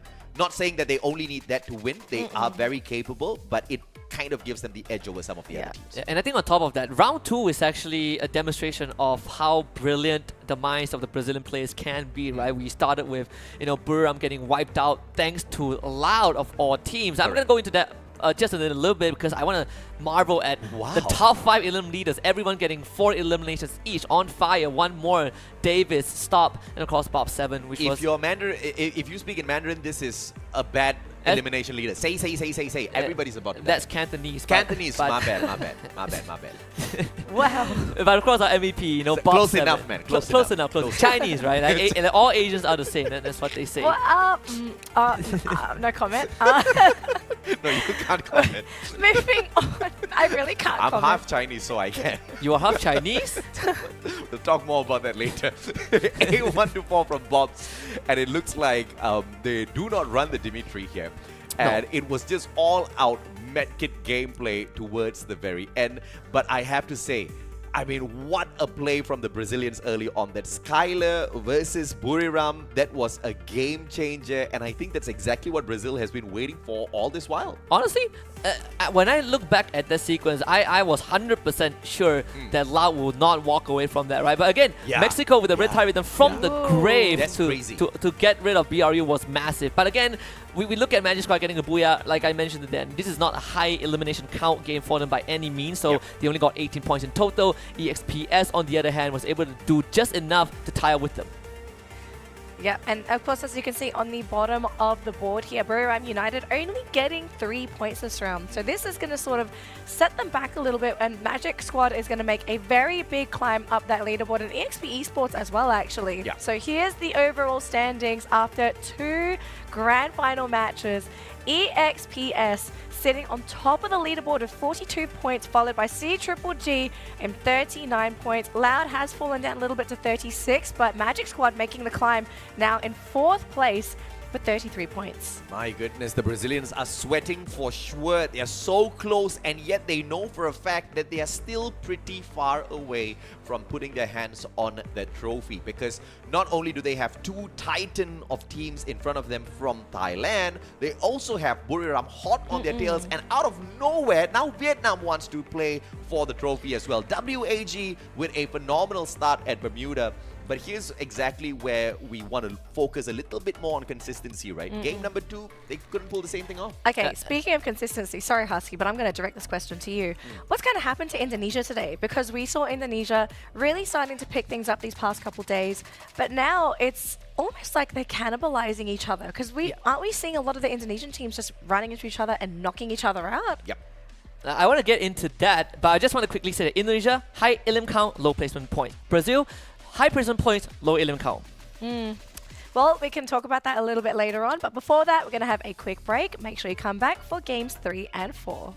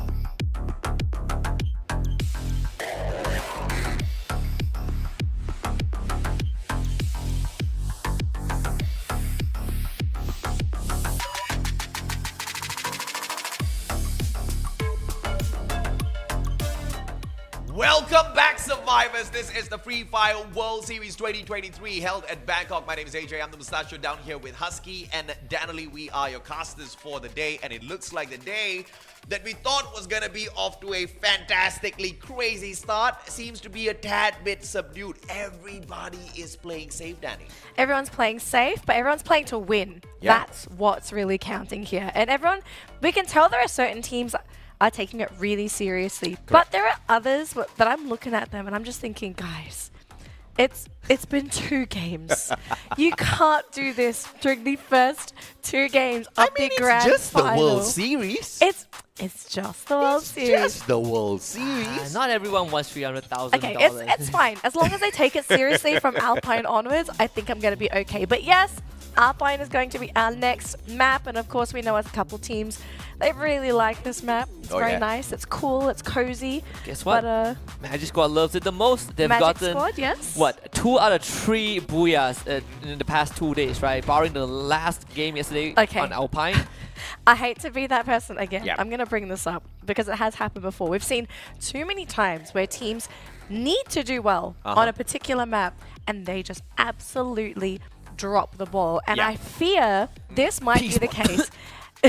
Peace, not sure. But I think in this case, it might be the same thing here for Magic Squad because even though I put Magic Squad as my prediction here for Alpine because of their past performance, yesterday's last game really has me worried. Yeah, you are at your most vulnerable when you take the lead. When you are in front, you are at your most vulnerable because everybody else can see your back. You've literally got a target on your back. You, on the other hand, probably going to take your next few steps a little bit in a lackadaisical approach because, I mean, nobody's ahead of you. You're leading the pack. So those are the situations that are catalysts for multiple mistakes. I think the biggest difference right now, the biggest difference maker could actually come down to total eliminations because the Thai teams, as much as there are games where they can't get the booyah, they can't get too much placement points, they always make up for it with elimination. And we're seeing the examples already by the end of round 2, right? CGG and EXPS. Did they get the booyah? No, but their top 2, right? EXPS in first, CGG in second, because they are getting a lot of the eliminations in. And that's something that I think the other 2 Brazilian teams have to start picking up a bit. You can win rounds, but you also need to get some extra points to top up that round. You know, here's what surprises me, Danny. You bring up a very, very good point, saying that, you know, some teams who are in front may stumble.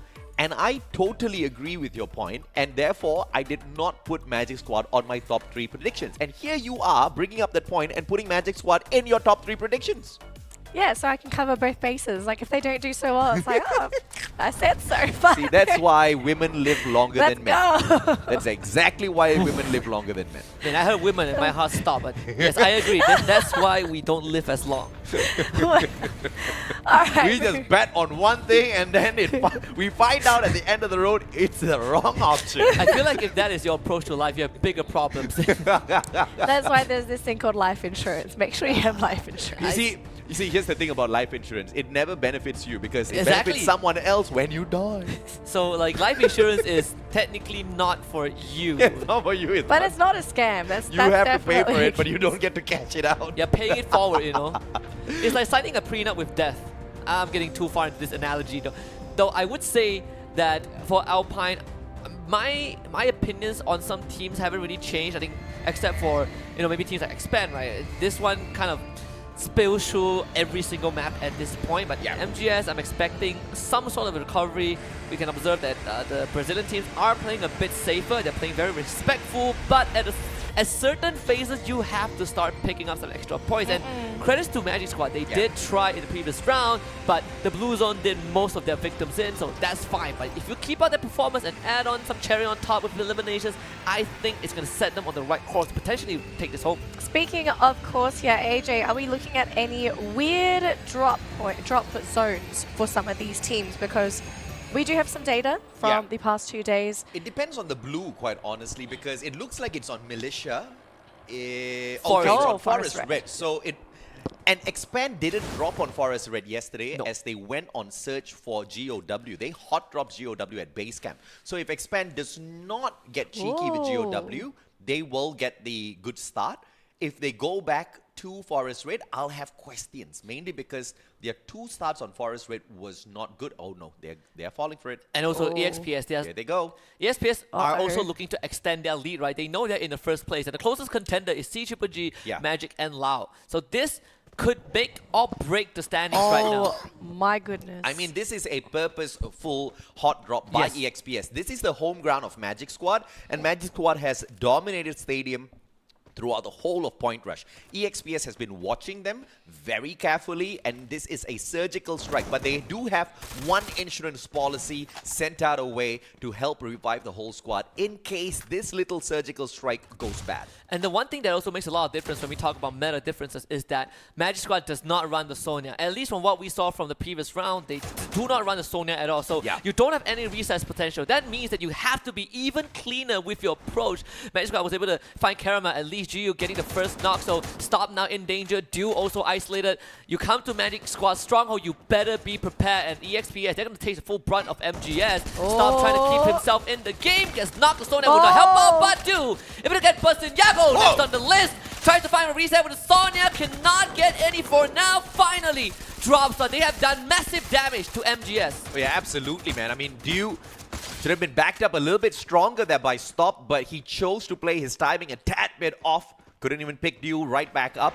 2 lives taken away from Magic Squad, and not all is lost for EXPS, as once again, they did have 1 insurance policy sent away to their usual drop spot at Rivermouth, so that revival is going to come through any second now. In the meantime, Magic Squad brings back the 2 down players, and we are all back to square one. It's going to be a good binocular spot here coming through from RRQ. They did manage to scan out 3 players on the side of CGG and 1 outside the circle. This is a heated battle at Forest Red, which also means Expand could be in a lot of trouble because this is their home ground. Yeah, at the same time, you can see that these 2 teams are committed to take on each other. Peter is already out, thanks to Dudes. Is on fire, he's going to take some damage. There's actually someone on the side of RQ running that Orion. It's been a long time since they go for this character, but on fire will bring Peter back. Razor just pumps a couple of lead into his back. On fire will immediately go down. RQ picking up their 4th point. A fantastic start for the Indonesians. Cannot say the same for Thailand. Both CGG and EXPS on the back foot after a slow start. Well, I guess this kind of answers your question from earlier on as well, Danny. What is happening to Indonesia? They were just waiting for game 3. Yeah, the 2 teams that had a rough start were actually top 2, right? CGG and EXPS now. They are going to be slowed down a little bit, but EXPS, I believe, brought the whole team back. CGG, though, they are still not out of the weeds just yet. Koskyu, he's going to be spotted for sure. Abe touching down, taking their time. You don't have to rush this. RQ just have enough members to deal with Koskyu. Once again, this is such a boon given by the new format. Garena has done a lot to make this happen, and it seems like a lot of the teams are using it to full advantage. EXPS had the cheek to just send 1 player into Rivermouth, and they're still surviving with that gameplay, all because of 2 days of homework. But now, it might just all come down to this one final gunfight, and Abe makes 1 mistake, punished by Koskyu with 3 HP left on him. The rest of the backup from RRQ just not there. Abe was meant to hold the fort when they all go in for the defensive retreat, but only 1 player managed to get away. Yeah, I'm surprised that Razor didn't try to commit for the trade, because now CGG have basically regrouped and they're looking to clean up RRQ. Razor taking a lot of damage. Actually tries to challenge it head on, but there's no way he wins this. There's too many bullets flying his way. Razor gets knocked down, and RRQ, you have to back off. The fight is done.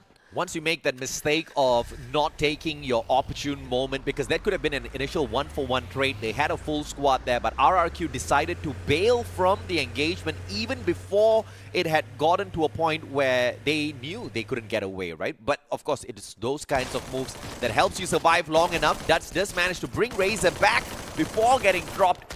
And this is also the problem on the world stage. The map awareness of all of these world-class teams. They know exactly where to maneuver into to hunt you down. And on this map, when you've got a vehicle, that job becomes so much more easier. Yeah, it's a rough mistake from RRQ Kazu again. There was an opportune moment. There was a window, like you mentioned, AJ. Razor just did not take it.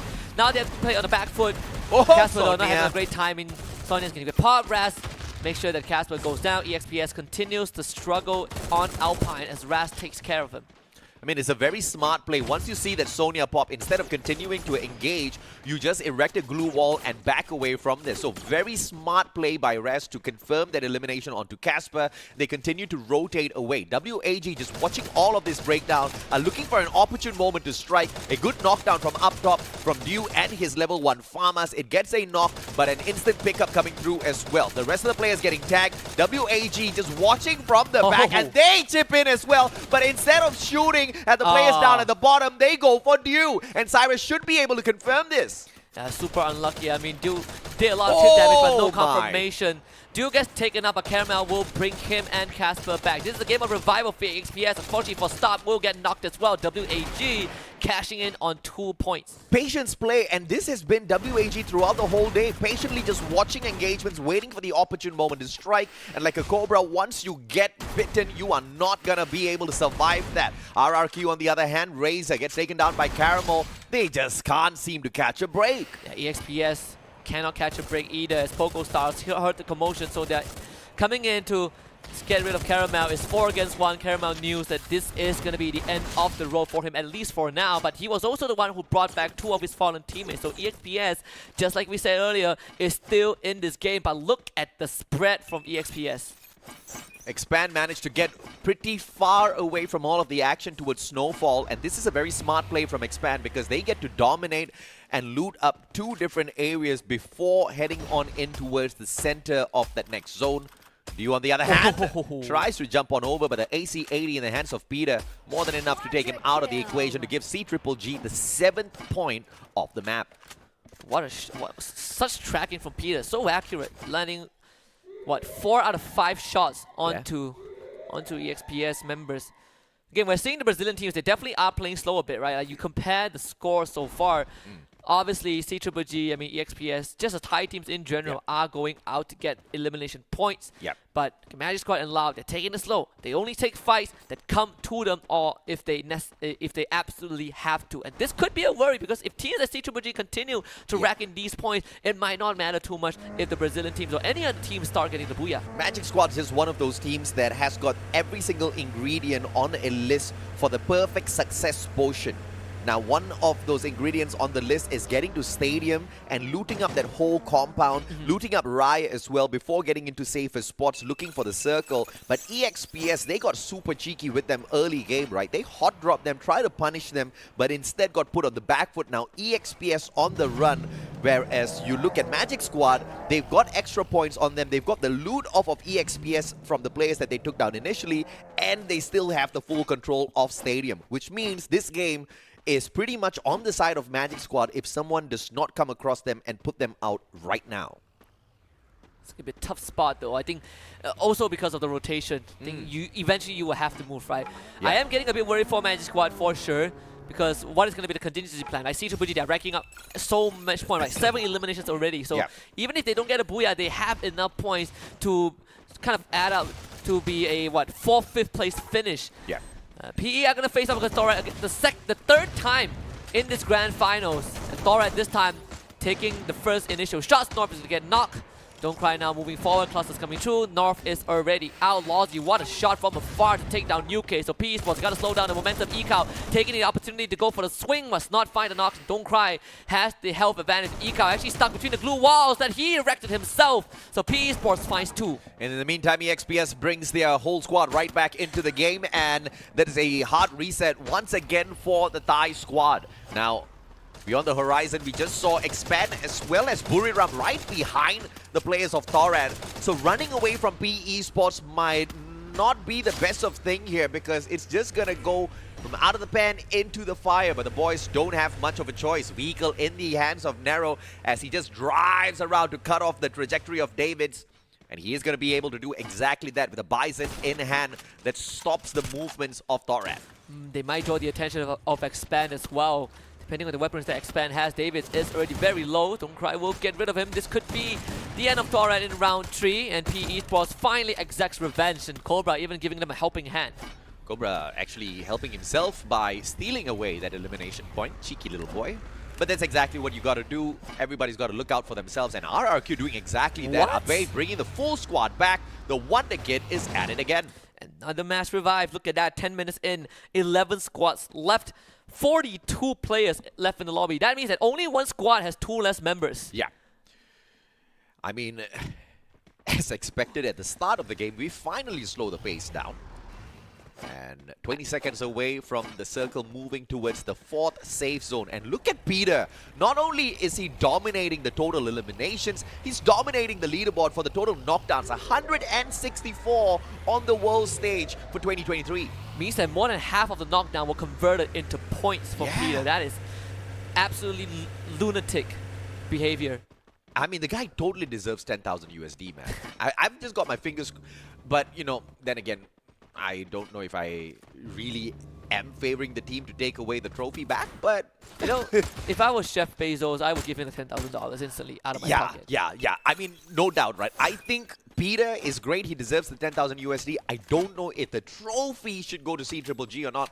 I think they've kind of earned a fight for it, but there are a lot of other teams who have proven they are capable of dragging the trophy back home. Yeah, I mean, the only way for him to get the $10,000 is if they actually win the whole thing, right? I mean, clearly, it's very difficult for them because Peter's a phenomenal player, but they just can't seem to find the booyahs to actually give him the MVP title. You see Lau now under siege. Poco Stars and PE Sports. Which poison do you pick, Lau? Sunside is not the most... not the easiest place to fight, especially if you're up against a team that is very familiar with it. EXP is already out, so that's one top contender being less of a concern, but of course BRU against WAG, this is also a very important skirmish.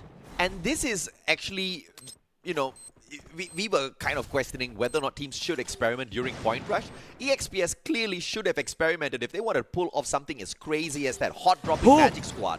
And they hot drop Magic Squad on the last day of finals where the points matter the most. So they get punished for it, taken out in the 11th spot. Mexico with a long shot, taking Hao Ang's head off. The guy hasn't been eliminated just yet though. CGG on fire with the RGS-50, popping those players with the grenade. Goes in for the confirmation with the M1014 as well. The rest of the players from the side of WAG quickly circling around. But look on the left-hand side, it's Buriram. Buriram going to try to catch all of these other players that CGG is chasing towards them. I mean, CGG already has like, what, 11 eliminations, and they're still counting. The whole team is still left standing. Peter? It's BRU. Can they at least stop CGG's momentum in their tracks? WAG still has a Dolphin, just barely hiding from the rest of the fight. CGG again, healing up one more, supporting his team from afar. Buriram, which angle can you take? How can you move forward? Dolphin, a fish out of water, might not be super effective, but one of the smarter mammals that is Magic on Squad. Earth. Look at that. I mean, the circle's just blessed to the side of Magic. CGG stuck with WAG as well as Buriram.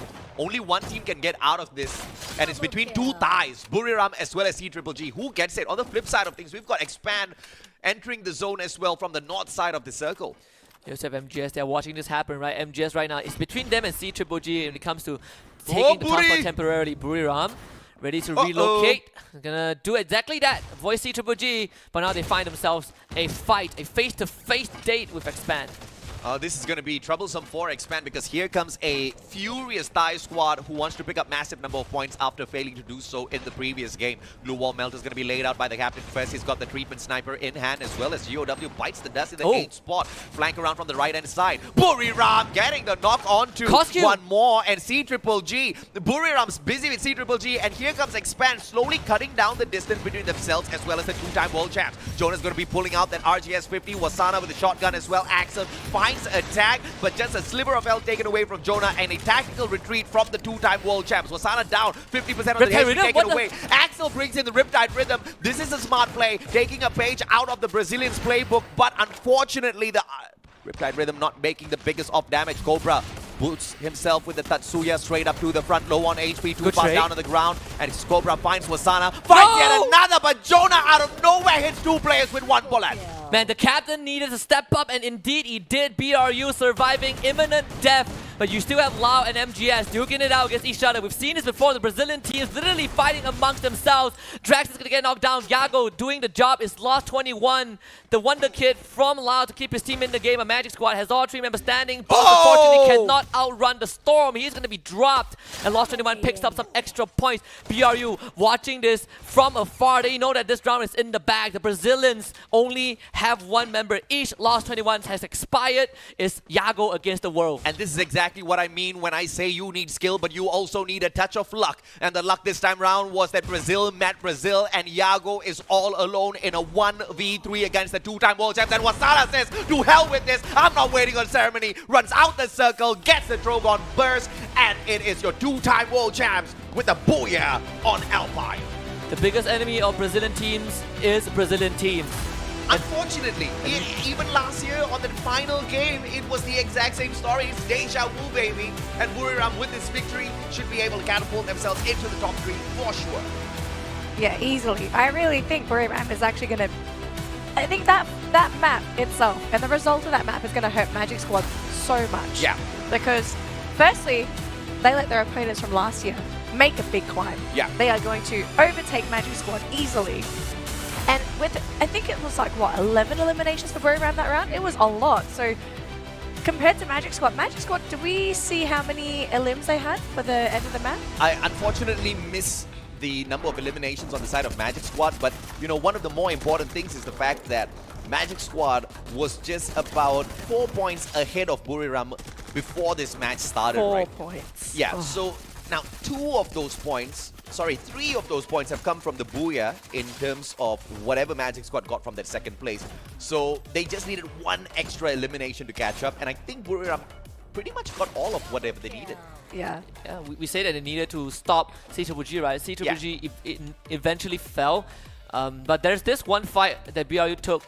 They moved away from C-Triple-G. They ran into Expand. If Expand takes out BRU, that would have been a lifesaver for Magic Squad and Lao. But So I mean, what kind of happened with this engagement with Expand? Because it looked like it was Expand. They were forcing Buriram back, and then everything just imploded.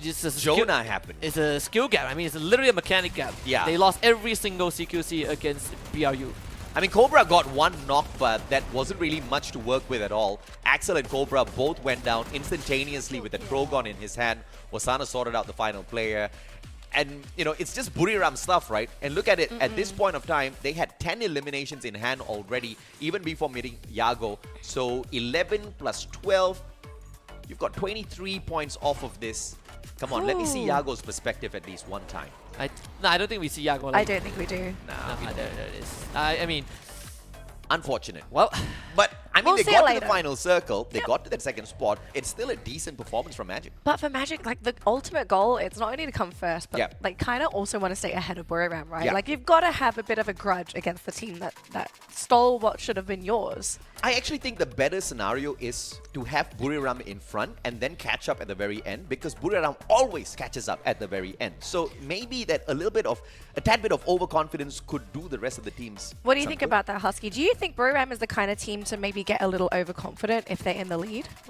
sometimes. But I mean, the boys are arrogant for a good reason. They are millionaires. They've proven I mean, themselves. but it's also a team that even if they start to get a bit cocky in front, they still make the play happen, right? It's that there's hardly a lose-lose situation for them. I'm a bit scared actually, because you say that about Buriram, but then I look at Magic Squad and I feel like Magic Squad is a team that has to stay in front to keep their confidence. Like the moment they see themselves dropping, you kind of see the team morale also drop as these games go on, and their performance takes a bit of a dip until things go back up again. Like, I cannot disagree with that, but the problem here is all the rounds where we have seen explosive performance from Buriram have all been when they were put in a spot where it's do or die for them. Yeah. So having them behind on the world stage to protect their throne, to become the 3-time world champs, yeah, you better not give them more fuel for their fire, because once they light up, they explode. I mean, it's hardly we get a 2-time world champion, let alone 3 times, right? A lot of teams win the trophy and then they disappear forever. So you have to really respect the drive of the BRU members. I mean, this could be Wasana's very first world championship trophy, third for the rest of the members. So we just have to see. well, the interview is ready, so let's hear from Buriram.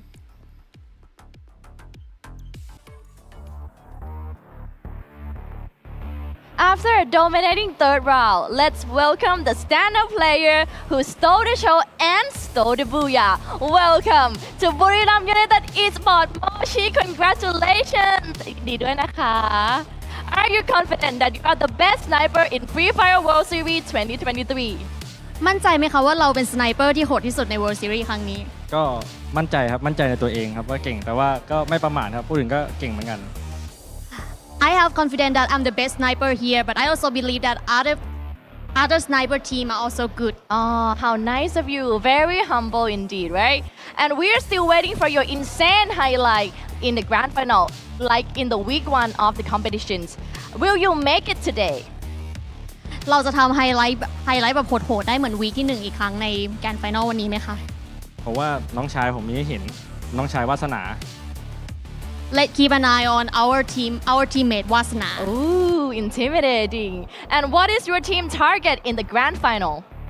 เป้าหมายในแกรนด์ไฟนอลรอบนี้คืออะไรคะ แชมป์ครับ ป้องกันแชมป์ครับ แต่ว่ามาในฐานะทีมสโมสรบุรีรัมย์ถือว่าเป็นแชมป์แรกครับ To protect the throne and bring the first champion to the Buriram United Esports. So lastly, anything you'd like to say to your fans who are rooting for you now? ฝากข้อความถึงแฟนๆทางบ้านหน่อยค่ะ ก็ผมจะเอาแชมป์ที่ 4 มาให้ประเทศไทยนะครับ ก็ฝากทีมบุรีรัมย์ด้วยนะครับ ฝากเชียร์เป็นกำลังใจให้นะครับ Please support Buriram United Esports. We're gonna bring the fourth champion to Thailand. Congratulations แล้วก็ยินดีด้วยนะคะ A round packed with thrilling accomplishment. I know you guys are ready for more, but right now, back to you, Shoutcaster. Will they become our third-time champion? We're not quite at the end yet, and it's not guaranteed, but their performance so far is looking really promising. I mean, what can I say? It's Buriram Esports.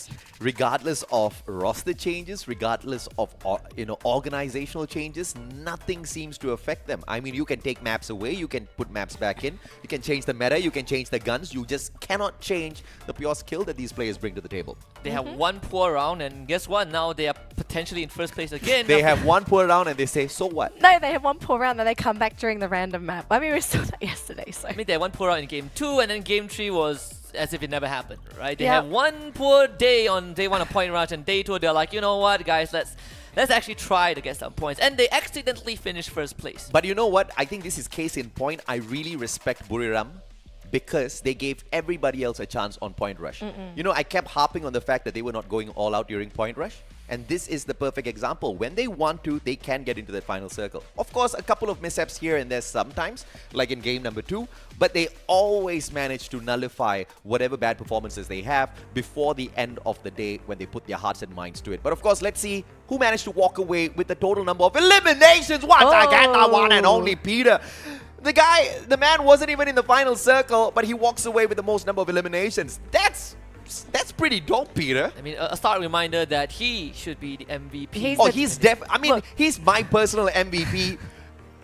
Desk MVP. Garina, come on, we gotta do something about this. Yeah, definitely Desk MVP. I think we can all agree with that at least. But the MVP for the round, it looks like it's going to be awarded to Moshi from Buriram. So it's going to be adding another point to his possible contention for actually being the MVP. Although, here's the question. How many nominations has Moshi gotten for MVP? I think this is his third one. So, in essence, Buriram would have to get 3 back-to-back booyahs and have Moshi be the top performing player for the MVP. Correct. To at least compete against Do. But it's very difficult because Moshi usually doesn't go berserk. Yes. Usually it's Jonah, Wasana, who's the main fraggers. Yeah. Moshi's just their backup god. He's not their backup player. He's the backup god. He just comes and saves the day. He revives everyone. He takes everybody's lives away. Yeah, he's unstoppable, man. 5,495 death. Holy Lord! The rest of Buriram, the rest of the players on the team of the 2-time world champs did not get to the 4 digits. And this guy, he went 5 times of whatever Jonah could bring to the table. I reckon the team must be trying to get Moshi these eliminations. They're like, all right, bro, trust us. We will get you these next 4 booyahs, but we will make sure that we funnel these scores into you so you get the MVP award. That would be next level teamwork if that does end up happening. I mean, truly well-deserved MVP here. Clearly, Moshi is doing a majority of the work in terms of tagging up the rest of the players.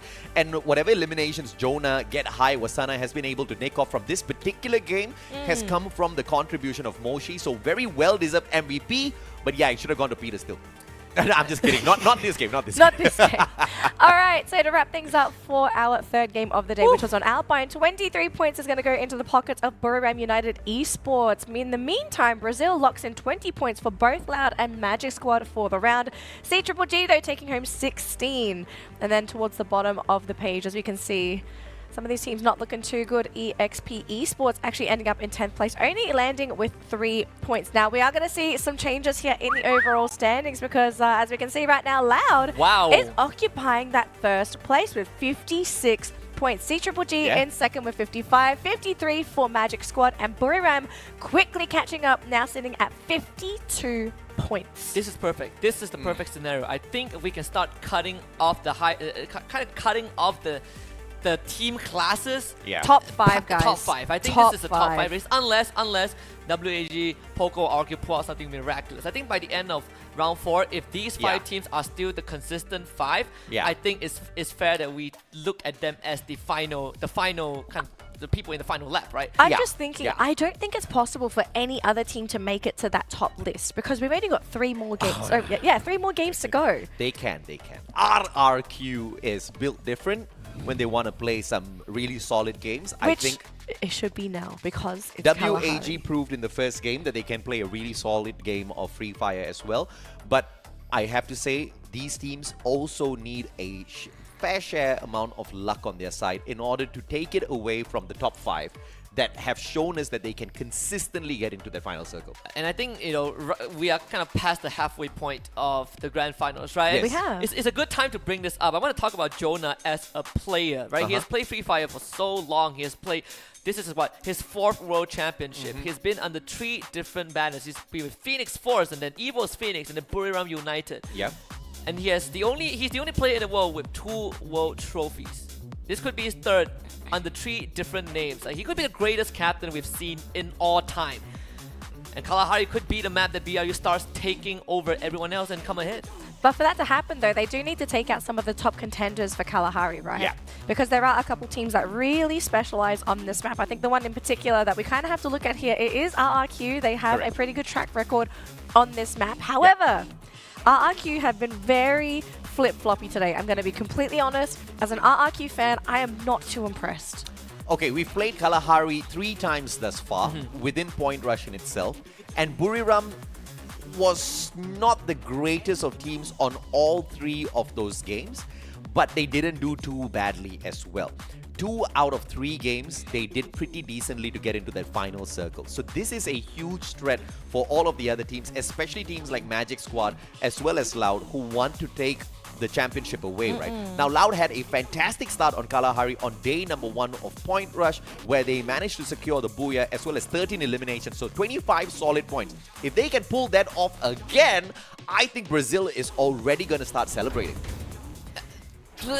Maybe. I mean, they celebrated that last year, right? The hesitation. I mean, whether they win the championship is a different story, but they will start celebrating. Of course. I think you celebrate when you actually lift the trophy, right? I think the memories of Brazil missing out the trophy is still pretty fresh, I think, especially for the Brazilian players. Look, we've got the animation every time we open the show that just reminds them of what happened. You look at this comparison, right? Moshi says that he believes he's the best sniper in the world, and I think it's very hard to dispute that. And you compare his stats to Mexico, I think it's not a fair fight at all. But Mexico himself has also proven to be a pretty effective sniper in his own regards. Yes. Were there moments that the team fell because he got picked off? Absolutely, because he was running the Skylar, and there are some times that Loud were just caught in a poor position. But there were also moments that because of Mexico, Loud got an opportunity, a chance at life.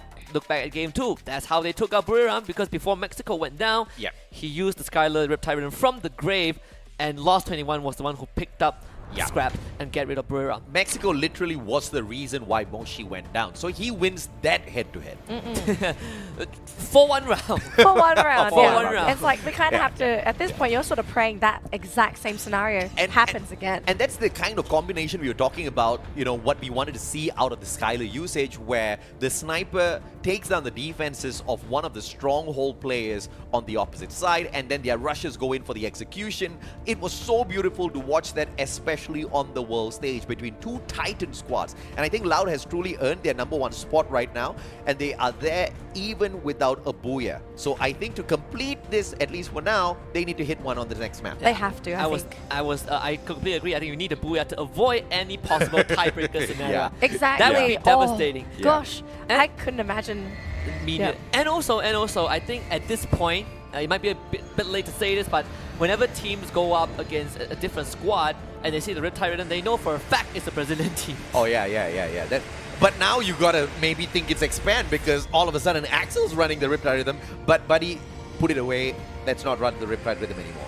It's the X factor. It's a very bold change. It's a very, I mean, on the world stage, yeah, it's a very bold change all of a sudden. Back then, teams are very willing to run it because Tatsuya, you know, these you didn't have the glue wall melters. Yeah, and Tatsuya, you know, characters like Tatsuya, Orion, you know, are not Awakened Andrew are not popular, and Chrono was a thing. Yeah, correct. Yes. Chrono was literally the. I'm thank God no one uses Chrono anymore, but yeah, there are combinations that work, and I think right now Skylar is in a very vulnerable spot, but Brazil has made it work a lot of times. C-Triple-G going to be very happy because the blue circle hunts them down instead of them having to go out and hunt for a blue circle. Poco Stars, as usual, takes Council Hall. Thorad's going to take their Bayfront as usual. GOW at Shrine. So far, so good. Everybody is going according to plan, as well as their routes for their drop spots. Yes, we scripted this whole thing out, and they are all following the script except PE Sports. Where are they going? They are chasing RRQ, oh, no, or the other way around. RRQ It's is a chasing maze. PE Sports. RRQ is. Okay, but remember what happened yesterday, right? PE Sports, when they forfeited maze, RRQ won. No, ma'am. Here's the thing, right? RRQ took the hot drop onto PE Sports, and then through some stupid sheer luck, they walked away with 20 eliminations in the lobby. They are 20. And they're not giving it away. They are fighting for this, gentlemen. Oh, yeah, for sure. It's either that or they play against EXPS, right? RRQ knows which odds look better, and of course, you gotta pick on PE Sport, right? Yeah. They are the team that is easier to beat theoretically on paper compared to EXPS. Like, this RRQ is a team that doesn't really have a fixed drop spot, so Abe actually gets the reset at the end! Don't Cry ends up going down, Razor. Now putting in the numbers, the body bags are starting to be in favor, filled up with the members of PE Sports. And RRQ Kazu have just delivered PE Sports their 4th devastation in this grand finals. This is the end of the finals for PE Sports. And I mean, case in point as to why you need to experiment during Point Rush. They tried to hot drop GOW. It kind of went south. They tried to hot drop EXPS at Foundation. It went south. They hot dropped PE Sports and they got the Booyah plus 20 eliminations for a total of 32. And clearly it works out. But Too Fast is going to catch. Ah! What?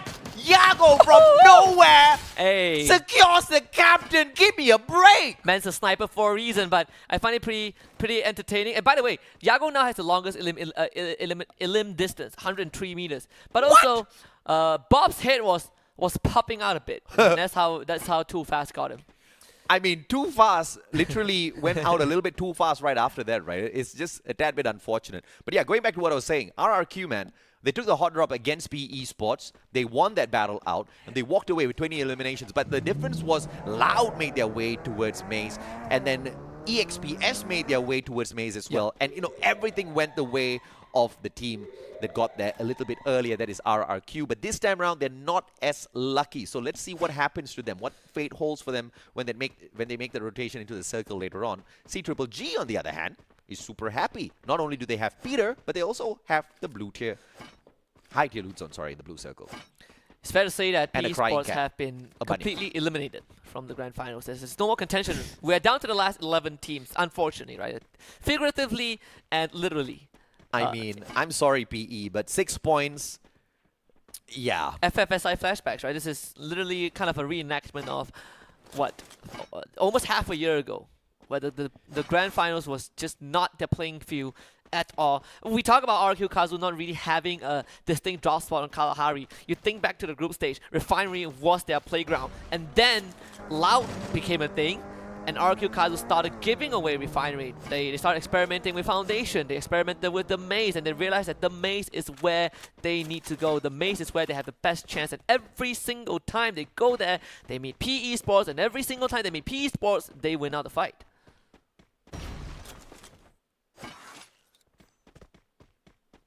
Lau is still holding on to the Refinery area. This has been a staple for quite a while. I think Loud is completely fine with it. We have seen some adjustments from these people. I think judging by the circle, they probably would have to move pretty soon. But so far, I think Loud still very comfortable on that place. Hampton occupied by EXPS. Only 4.5 minutes in, 11 teams remain, and all of them have the full squad. Dew has snatched away the #1 knockdown on the overall leaderboard from Peter. 167 thus far on the world stage. It's definitely not going to be the final one for him, with 2 more games to go, including Kalahari. They've got 3 maps to play, so even this game offers a lot of opportunity for Dew to pick more of that up. But of course, his competitor, the one and only Peter, on the right hand side of the flank, Farmas from On Fire as they open up against Thorad.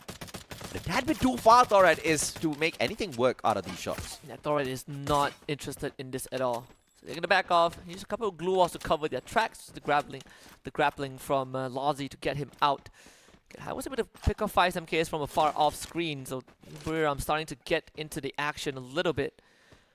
With Thorad abandoning their previous position, that means that CWG gets a lot more room to work with, but BRU finally picked up their first elimination onto PokoStar.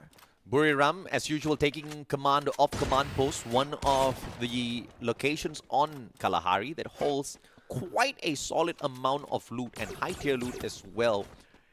And they usually drop there just so that they can overtake all of these other teams with sheer firepower. Surprising that nobody has bothered to challenge them for that spot yet. Definitely not in the grand finals, right? I think teams that wanted to try have already tried, but Refinery is getting a bit too populated. It's PokoStars and Loud. PokoStars have a good chance of ruining Loud's chances in first place. See how that's going to pan out. There's a UAV around that area on the northwestern side of Command Post. GW showing out EXPS Caramel, not having a good day at all. Stop could not get to him in time. Casper was trying to heal his buddy up, Caramel, who was on the ground. But like you said, man, guy kind of bled out a little bit too fast, and Wally finds Stop as well. Instant delete for GOW. That's the second one off of EXPS alone. Could be the third. They know where EXPS are, and GOW, they might look for full commit right now. EXPS, they're trying to relocate as fast as they can, and Dio was able to do just that. Gets to a vending machine, buys his fallen teammates back, but it's still a 2v4 if GOW wants to commit. And Caramel and Stop taking a further off drop. Stop actually moving towards a revival platform towards Shrines, where GOW initially started this game off from. So very smart move from him. The rest of them having to take this battle against GOW. Izagot, D Kwang on the right-hand side flank. Casper and Dew both spotted out. Dew, 70% of his HP disappeared.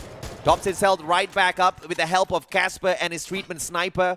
But now Casper is going to be caught outside. That's a team player right there. That's a support. Actually keeping Dew alive is very important for EXPS to just extend their lifetime in this round. Stop. It's going to get pressured by Volley as well. Doesn't have the best gun to work with. Volley with the Trogon should be able to win this out. Double revolver. Wow! A double headshot to take out Volley. That is catastrophic for GOW. And he's got extra loot as well. The guy barely had anything. Actually doesn't even pick up the loot. Goes straight up for the shot against Dian as well. Finally loots it up. He's got one trip mine to play around with as well. Casper now on that right flank. Caramel can aid them from that left-hand side. Izagot spotted out, tagged up as Dian goes in for the revival onto Izagot. But EXPS, not wanting to tease GOW anymore, are slowly retreating from this battle. Should have some downtime. This is where I'll make a proposal that I only make once per year for you, AJ. What? Please do not look at your stats, because the last 3 rounds we don't show overall standings for the benefit of the players. I want the suspense. For myself, at least. For myself. I'll pretend I didn't I'm going to see spoil the party every single round. I tried. I mean, no, seriously, there's no amount of surprise at all by hiding away the numbers. Even a baby can count the numbers. For all the babies I've interacted with, they can't count. You have been meeting pretty silly babies. All the babies I come across are smarter than me. They all have Chat GPT now. That doesn't make the baby smart, but it does. You don't need to use much of your brain. You just let computer do the thing. We clearly have very different definition of smart. Exactly. Exactly. But EXPS, I mean, they are still in this round. Again, this is a complete replica of round 3. Yeah. But they just got off to a very underwhelming start. I mean, round 3, they tried to force it, didn't work out. Round 4, they were not forcing it. Still, it's not working out for them so far. It's going to be a very late round for EXPS. Once more, we're breaching into the 10-minute mark in 30 seconds, and still we have 11 teams left. And only EXPS has 1 less member. They're going to fix that anytime soon. They are near 2 revival points that they can abuse. I'm just surprised that they haven't used them yet. CGGG, on the other hand, coming across the Indonesians, PocoStar, on that lower ground, they know because they have them scanned already, but the problem here is finding those engagements. They're literally right below them. RRQ, on the other hand, is a little bit towards their right. Pretty much safe in the circle. They are all waiting for circle number 3 to really decide how to take their next journey in towards a safe zone, which particular defensive spot to play. Because if they start moving now, it's just going to be way too premature. In a few seconds, let me see. And everybody needs to travel, including Buriram. And look at where Lao is right now. Yeah. They are so far away from where they were, right? They always take Refinery. Now they move to the sub. Actually scanned out by Buriram as well. Yeah. The initial knock GOW actually finding one more. CGGG able to instantly provide help, but this Refinery, now it's a heavily contested spot because everyone wants to pass through this area. Good jump by Abe. No fall damage there as RRQ kept their vehicles hidden right down below that platform. They're going to be able to reposition. RRQ catching Casper. Double shots.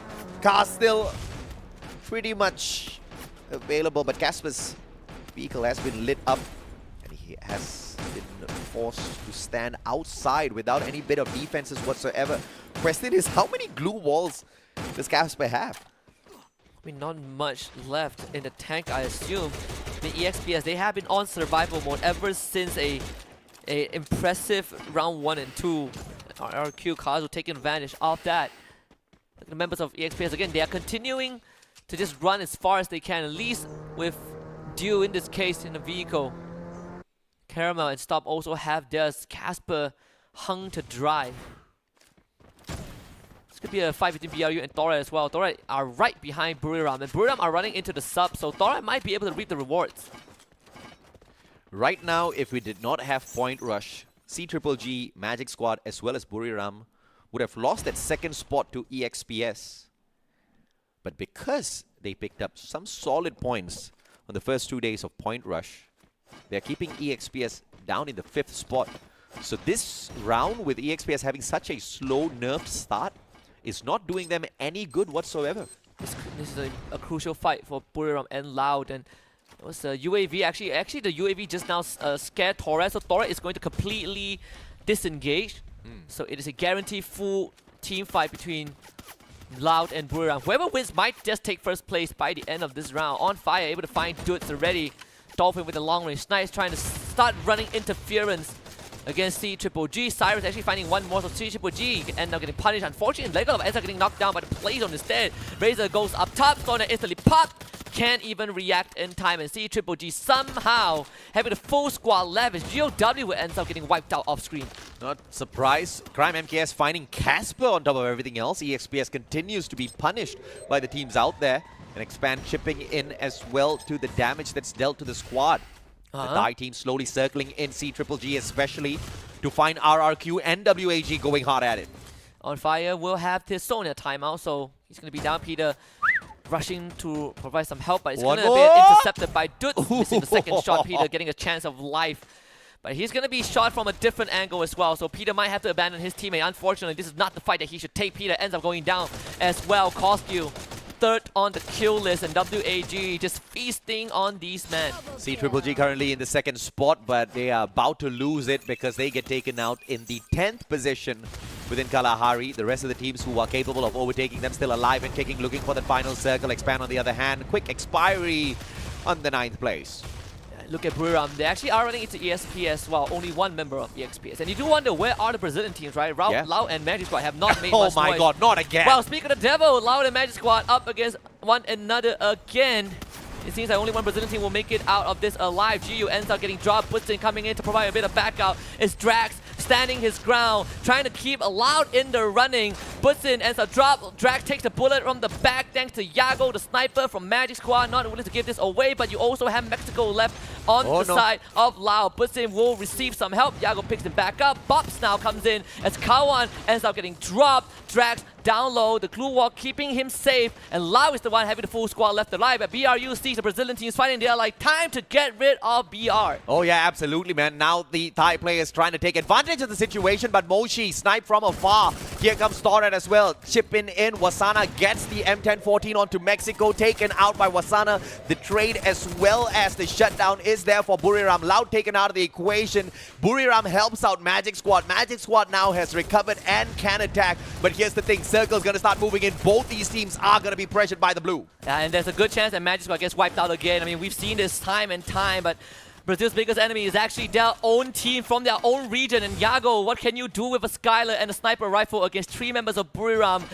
Nothing. Perhaps not much. Torad, though, have a good chance of taking this Booyah away, and they desperately need the Booyah to keep Buriram contained. You don't want to let BRU start running away with a potential championship, and Torad have just enough members to do so. Torad currently having the 9th spot on the overall leaderboard with 21 points. They already have 9 eliminations, so that's a total of 30, but they need to catch up for sure. They need 2 back-to-back solid games, but Yago's still alive and kicking, takes Davids of all people out of the equation, just giving the 2-time world champs a bigger advantage. But a good trade coming on through. Wasana with the Trogon this time around, makes it into a 3v3 and an all-out equal fight. Ekal charging up the grenade, goes in for a toss. One more! Turns into a cluster, but to no avail, tags up absolutely no one. Yet another cluster, misses Wasana by a mile. Get high, now going up straight towards Ekal. Wasana with a flank on the right-hand side. Jonah shuts down Ekal and spots out Davids as well. David stacked up from the back. Jonah down. Good trade. 2v2. Wasana onto Davids, and that's all over as Buriram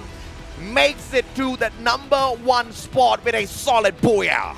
They should probably consider taking a part of the trophy and handing it over to Loud and Magic Squad, because these Brazilian teams are starting to really cannibalize each other, and it's not... It used to be a joke, but right now it's starting to get a bit too real. BRU holding the ground and taking advantage of all that chaos to find a second booyah. And oh boy, even when we can't look at the score, we kind of had the inkling that BRU are starting to run away with the finals. I mean, if they walk away with the championship, I'll say salute Buriram Esports. Once again, absolutely sitting out the point rush on day 1. Day number 2, they kind of hustle a tad bit, not going all out, still managing to walk away with a total of 8 points. And now, they've got 2 booyahs. This is insane. It's insane and it's scary, because I think the reality is we could be looking at a 3-time world champion if things continue to go this way for Buriram. Like, someone has to physically stop them. You cannot just let Buriram play the game. Here's the problem, man. Many teams have been trying. I mean, the only teams that have potential to stop them are stopping themselves. Yes, so that is correct. Loud and Magic Squad, I mean, that is just... This incestuous fight needs to stop at a certain point, but it just never seems... And this is the luck factor I was talking about. In the Battle Royale, you just cannot avoid it. I mean, for anybody that wants to say that even like Buriram of all teams do not depend on luck, no, this is luck. Because either Loud or Magic Squad, a full team could have had a 50-50 chance against the team of Buriram. But no, they just had to eat away at each other. This is definitely a flashback, right? If Moshi asked Bob, do you remember? Bob was like, yeah, I definitely remember, because I was the one who costed Case the trophy. And now they're getting a taste of their own medicine, but BRU definitely in the lead after this round. We don't know by how much the margin is going to be, but at least we can be sure that BRU are 1 step closer, 2 rounds away from claiming the 3rd championship title for Jonah, the 2nd for Moshi, and also Moshi and Get High.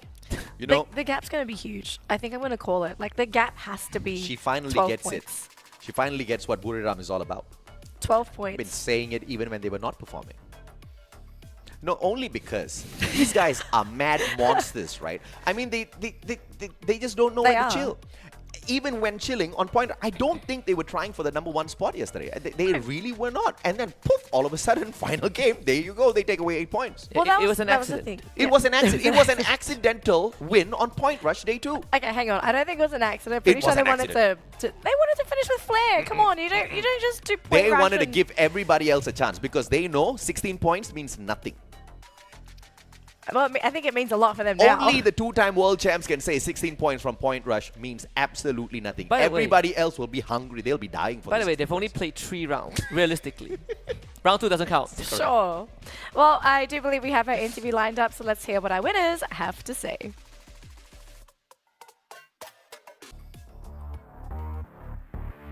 As we wrap up round 4 with a burst of energy and excitement, as well as the intensity is still in the air. But right now, we need to chat with another winning player who his friend said earlier to watch out for him. Welcome, Wasana from Buriram United Esports. Welcome and congratulations. In the last combat of Game 4, your team only have 3 members left, but still won to other team and finally got the booyah. Can you explain how can you do that? เมื่อกี้ในไฟล์สุดท้ายค่ะทีมเราเหลือแค่3คนแล้วเราสามารถเอาชนะอีก2ทีมได้จนได้บูย่ามาอธิบายหน่อยค่ะว่าทำได้ยังไง ทีมเข้าใจเล่นกันครับแล้วก็เล่นด้วยกันจนทำให้ได้บูย่าครับ We have good communication in the team and we know what to do in each game and finally won the booyah, right? And who was the key player in your team in the earlier game and why? ใครคือผู้เล่นที่เป็น key player ของทีมเราคะ Get High ครับ เพราะอะไรคะ เขาเล่นเป็นตำแหน่งซัพพอร์ตครับถ้าเขาเล่นทำให้ทีมเล่นง่ายก็ทุกคนก็จะเล่นง่ายขึ้นครับ BRU get high because he is our support yeah And we only have 2 games left. Are you confident that you can have 2 more booyahs and still maintain the champion of Free Fire World Series? เหลืออีก2เกมเรามั่นใจไหมคะว่าเราจะได้บูย่าแล้วก็เอาแชมป์กลับมาได้ ได้แน่นอนครับเดี๋ยวรอบหน้าเดี๋ยว Get High ขึ้นมาพูดครับ Definitely yes. Next round we will get high. Come on the stage. Right, congratulations indeed, So we have to watch out for Get High. Is he going to be up here? Stay tuned for next round. But right now, back to you, Shoutcaster. See, he didn't say if they win the next round, they'll get high there. He said next, you will speak to Get High. I mean, he's confident. They're so confident that they're going to get the booyah. I mean, the fact that they have gotten the back-to-back booyah after really not showing up the past 2... Okay, I say they didn't show up and yet they took away the #1 spot yesterday. It's ridiculous, man. No one can match up to the 2-time world champs just yet. Jonah is reliving his moments back in Phoenix Force like 2 years ago where they won 4 out of 6 rounds on the world stage back in Marina Bay Sands. And this is... Look, he's halfway there, right? He's halfway there. I mean, if they show mercy and still walk away with the trophy, everybody bow down to the king. Okay, hold on. No mercy, please. Yeah. No mercy. Mercy has already been shown on the 2 days of Point Rush. Yeah, she's gone. She's Today, gone on holiday. Yeah, now, today there's no mercy. So here's the question I guess we have for the rest of the competitors today, right? Yeah. Is there anyone that's going to be able to catch up to Buriram in these final 2 games? And that's a hard question to ask because, of course, a lot of things have to happen. Some stars have to align for certain teams. Yeah. But I guess it could also question Buriram, right? It's like, can Buriram also promise their consistency? Which I think 99% of the time you can. If you're asking if any teams can catch up, 100%. I think there are teams that still can catch up. But the pool is shrinking, right? The Magic Squad, Lao, the C-Triple-G are left in the equation, EXPS, they're starting to fall really far behind. The rest of the teams, I think, is just fighting for the rest of the prize pool. So I think you're looking at 3 potential contenders to catch up to BRU. Now, this next round actually will determine whether those 3 are still in the running. Yes. If Buriram makes it into the final circle in this next game, they can pretty much give up that run already. If Buriram hits the booyah, they are your champions. Then they are your 3-time world champions. Then we'll get the Get High interview. Amen. Absolutely. Amen. And they're all gearing up for that already, right? Get High this time, the MVP for sure, 4 eliminations. And Dew still has the trophy, and Peter slowly but surely catching up. But to think that C-Triple-G might stand a chance to walk away with more booyahs, yeah, that hope is running out pretty Well, quickly. I mean, and on the top of hope is everything else, we gone. only have 2 more games. I was gonna say, yeah, like I think at this point we have guaranteed our MVP leader. Like Yeah. there's no way to catch up to do. I mentioned that we should just run the ceremony yesterday, but apparently, yeah. apparently we can't change the schedule, so have to wait. Well, we could maybe so ask for another anticlimactic. Never mind. Man is sad. It's a bit I'm too- sad. I'm I've been definitely sad since like the end of last week. Like we know who's. I've gonna been win. sad from week 1 when it You've comes been to the sad MVPs. from week 1. Okay. Well, sure. You know who Okay. should have been there? I Jonah. kind of believe it. I don't know. I don't think Jonah, but you know, I'm sorry, Peter. Get more booyahs. Get more here. How about actually winning, Peter? What the trash talk? Says this guy. Where's the drinks? I think we need some drinks. We've got 2 more games to go, and the desk is literally on fire. But that's going to conclude our first 4 games of the day. We've still got 2 more to go before we crown our champions. So, folks, don't go anywhere, but make sure you're here in 5 minutes for those last 2 games. See you, survivors.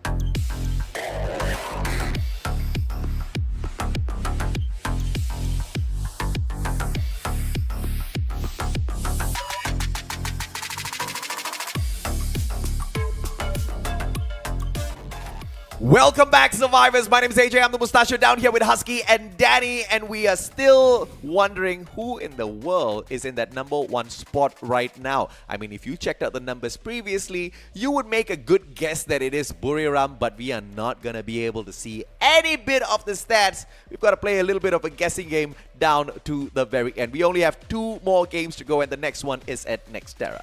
Next one's on Nextera, and it's essentially one of the last chances for these teams to overtake Buriram. And another question, can anyone even beat Buriram at this point? Because even in team skirmishes, 4v4 situations, Buriram has just time and time again been able to prove that mechanically they are the superior team. And they are just making some sound decisions, and of course with a little bit of help from luck as well, right? You look at the past 2 rounds at which Buriram got a booyah. It is not by coincidence at all, but also it's because the teams that could stop them, and we have seen them stop them, the teams from Brazil, in the past 2 rounds end up taking each other out. Just like last year in Bangkok when they needed to band together the most. And this is where you know where it's not just luck, it's not just your own effort that's bringing you ahead, but literally the forces of nature is helping you out. It's turning your opponents against each other. I mean, if Loud can go up against Magic Squad time and time again to allow Buriram to take the front end of this whole championship, I think there's no better way to say it. Buriram's prayers are definitely working. Must be the Thai food. I don't know if it's a Thai food. It's probably not Thai food, but definitely home soil, because something we also need to remember, right, is that the teams competing, any team that's not from Thailand itself has been in Thailand for almost a month, right? 3 weeks in a different country. And especially when you're playing in a different environment, it can sometimes impact your general play style and just how you feel, right? You're going to perform at your best in environments that are most suitable to you. Some teams have to accommodate their diets. We heard that some of the teams from Brazil, they're eating Brazilian food here because they can't adapt to the Thai food. I mean, even the Malaysians there, right? It's pretty difficult to find halal food, and I'm pretty sure they have to travel around. But you know, that's one of the many issues for a lot of these teams. But I would love to spend 3 weeks in Bangkok. I appreciate anyone. It would be a holiday. Anyone who doesn't Best holiday in the world. If you don't have a dietary restriction, sure. It's a holiday for a week, but then it becomes something a little bit more when it's 3 weeks. I can eat green curry, yellow curry, and red curry all in the same meal every day. Oh goodness. After a week, you'll probably be saying something different. Nope. I love Thai food. Thai food's like dope. Well. See, they clearly disagree because they don't like spicy food. I like what are you talking about? Did you not see what I had for dinner? We like spicy food. You do? Yeah. You could not handle a touch of spice the last time we were in Thailand. No. Yes. You clearly didn't see what I had for dinner. I saw. You were buzzed out at that dinner. Yeah, exactly. You were the spice got to you so badly, Husky. You started crying. Remember? You had to use Holler's shirt to wipe your tears away. No, that's definitely. I think you were. Okay, hang on. That sounds like Holler. I believe AJ was on something. That's definitely not me. I 100% feel that may have been Holler, not Husky. Because I know it's him. That's definitely not me. Holler's tuning in right now. He's like, what did I do? How did I get involved in this? I think I heard Holler's voice. He voiced over one of the highlight reels from the team of Loud. I believe Kawan had a fantastic clutch. Good on you, Mr. Holler. I wish we could have some time with him on the broadcast table as well. I do miss him. Unfortunately. Wow. Oh, all right. So it looks like we do have a player in here for Thorad. We're going to be bringing Dark Hole back in, apparently. Well, the last 2 rounds, they are going to bring the captain back in. Davis will sit out. I mean, to be fair to Davis, he had put up some pretty impressive performances, right? It's not to say that, with Davis in, it's a complete blowout, but I think now it's crunch time. Bring that captain back. Let him take command of the squad once more. It's insane that the captain even went out when they were supposed to play on the world stage. Well, I mean, there could be a variety of things that they're thinking, right? Because Davids, he did do quite a lot for Thorad. I think whenever Davids was playing, Thorad did pretty well. Placement, not so great. Yesterday, yes. But when it came to aggression, I mean, even today, aggression-wise, Thorad didn't do that badly. It's just they couldn't figure out how to get into the final circle. So maybe what was happening was they had David in. Dark was watching the game with the coach, and they were probably theorizing, okay, this is what we're going to do for these final 2 games, because he actually watched the games, right? So maybe Darkle, he's got a plan for the team. He's going to be there. He's going to tell them, this is what we're going to do. I've watched the games. You have to trust me. And of course, being the captain, the team is going to trust you.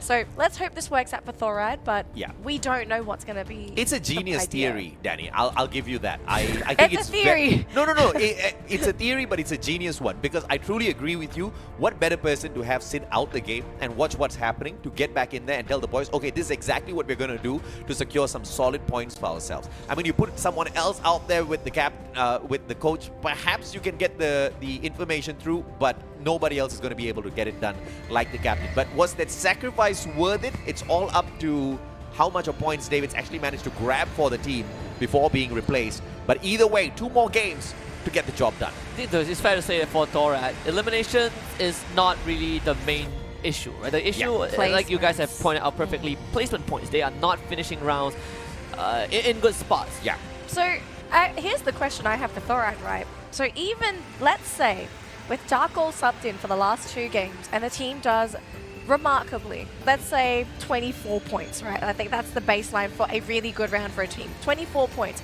Would those 24 points make a significant difference to where Thorad is on that leaderboard? From what we saw last time. Look at this flight path. I mean, for sure, but is it enough to win now? Then you need the stars to align. Magic Squad is literally having the assistance of the gods of RNG. They have gifted Magic Squad the blue circle. Intellect Center has always belonged to Magic, and they're going to take that drop instantly. They've got a revival platform there as well in case anybody else decides to challenge them, and nobody is going to be silly enough to do exactly that. So Magic, I'm seeing them in the final circle. I'm looking at WAG as well, and Lau. This could be an early clash at Farmtopia. And WAG, they're not backing off. We're seeing that they are committing to this. Lau are going to be a bit more united together with that. Drops and instantly lost anyone. Picks up the first gun with the Tatsuya dash and looks for the first knock onto Cyrus, who basically goes on the run. Very smart play by the Brazilians. This is the drop spot of WAG. Loud usually takes Plazaria alongside RRQ, and they've decided to walk away from the Indonesians to take a cheap shot at the Vietnamese squad. UAV sent out as well. Loud gets the initial bit of information, and like you said, they've got the weapons on their side first. But with this amount of time being put between them as well as Loud, WAG manages to pick up a few of their loot as well. And Krillin gets a god nade out of nowhere and a finisher onto Kawan to start things off. Instant play as well. So reposition himself. Actually, Krillin is a very, very good spot. Does Loud know this? If Loud goes down right now, Magic Squad is the only hope for Brazil. If Loud does not go down, manages to play the game of revival, get into the final circle, and then ruin the opportunity for Magic Squad, I swear to God, I don't know what kind of luck Buriram's playing with. I don't know what you'd rather have. I think that's the question. Mexico, oh boy, there's a grenade launcher in the hands of Krillin. This is not a fight you want to go for. If you are Lau, Lost 21 is completely out of his depth. Goodbye, my friends. Still in this game, Kawan is on the run already, but he sniped by Yago. Oh my goodness. Well, it had to happen either in the final circle or the very first one. Magic Squad taking the final bullet to the head of the player from Loud, and that's a message. I tell you, this is a sign. Somebody's prayer is definitely checking out. And this is also a lesson for teams who were not experimenting on point rush. Don't take a hot drop on the day of the grand finals. That is a message for sure. A message from Yago. He's like, remember who finished 4th last year. I mean, this is just so hilarious. Yago took a drop inside the blue circle, and he overextended all the way out. Yeah, and this is just insane, man. Holy cow! I mean, that should have been a free escape for for Lau, but. And Buriram's really smart as well. So they go to Museum, and they have been noticing that no teams actually take the drop in Turbine. So Buriram has managed to fully loot up Museum and then rotated in towards Turbine, looted up Turbine as well, and now are ready for some really heavy battles. This is just going to be a little bit too much for some of the other teams to handle.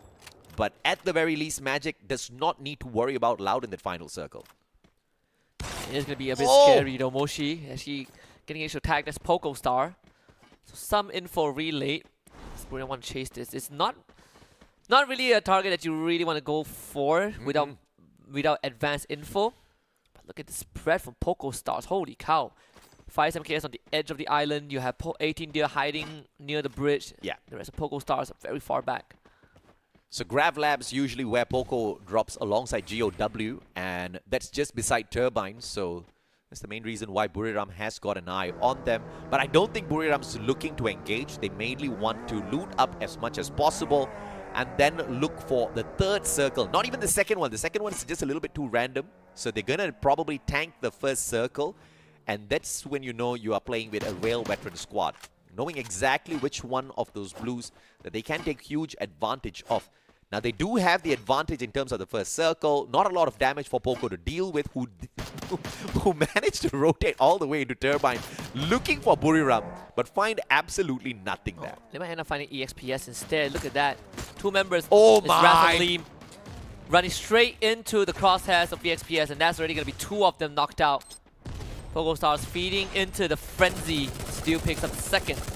And EXPS being really smart about this as well. They usually take Decker Square, but they drop a little bit closer towards Grav Labs to prey on both GOW as well as Poco. Now, the smarter team out of the two is actually... Wait, did GOW get taken out yet? I know, right? I believe so. They did? Oh, man. It's Poco. Well, now we know where the hot drop... What happened with that hot drop? Yeah, exactly. Yeah, And I can't believe that even in the world stage final day, they still went in there for that hot drop. But Buriram with the most number of headshots all throughout the world stage, am I even surprised? Are you surprised? No, not really. Yeah. I'm more surprised that CGG has the most amount of eliminations throughout the world stage. I'm not surprised because Buriram was sleeping, as they always do. They are like, this is like totally the tortoise and the hare kind of a story, right? Yeah. I mean, the fact that 2 teams have already been wiped out means that the chances for teams like Buriram, Magic Squad, are increasing exponentially, right? CGG as well, still in the game. But still, we do have 10 teams and a lot of time. And this is Nextera. So much of those compounds to play around with. So much of those walls where it saves you the time and the resource from using your glue walls to block out shots. So I do anticipate a high number in at least the second final circle. We've been having that for the entire evening. That's right? true. Like the final phase, the last 3-4 minutes have been very, very populated. But this is important. This is a big fight between the Thai teams. Caramel, Casper out in the open. Get High can take advantage, but Moshi is not in position to snipe EXPS just yet. Get High gathers up with the rest of them. Jonah out in the open. They want to use the jump pad, and they back away. Very smart play by Buriram as they see that first glue wall and instantaneously reposition. Jonah is taking the low ground. If EXPS engages this, Jonah knows that he has a flank angle. And EXPS, they are also making the sound move. They're not going to give too much ground away. Dew knows that Get High is there. They're both pointing at each other, and Get High was the one that gets the first shot in. And that is already enough for BRU. They get scanned out by the UAV. Buriram know exactly where they are at. They can use this jump pad to get away. Buriram wants to look to reposition, and Jonah, the captain, will be the first one as the scout for Buriram, and a good double stack glue wall to protect them as they reposition to look for the next circle. This is the more important circle, circle number 3. If you can find a good defensive spot in here, you're probably going to get to that final circle. Instant binoculars used as well from BRU. They're going to be able to scan out WAG and RRQ. They're going to intercept them. This is the first roadblock for BRU, and EXPS still sees BRU though, so they are going to be 2 teams trying to take out BRU as fast as possible. Expand gets the whole team back in the meantime, but Buriram, they can't avoid this. It has to be a full-fledged fight. RQ very much spread out. Abe sees Jonah, Get High taking shots. Legolas supporting from afar. Moshi, what a shot! He's going to take out Legolas. And just the sniper from BRU opening the fight for the team. Jonah does get dropped though, but he will survive for now. Jonah, very smart play as he backs away. Wasana backs Jonah up as well. EXPS trying to tag them up from afar, but RRQ trying to take the biggest amount of advantage. Captain Legolas still up on top with the Woodpecker is basically useless in this engagement. That's trying to get the job done, but the rest of Buriram says thank you very much for the opportunity, but we are going to back away first. But there is a couple of ice grenades for them to deal with. Blue Wall Melters taking down all of the defenses as Razor confirms Get High. Jonah gets knocked down as well. Buriram should have run.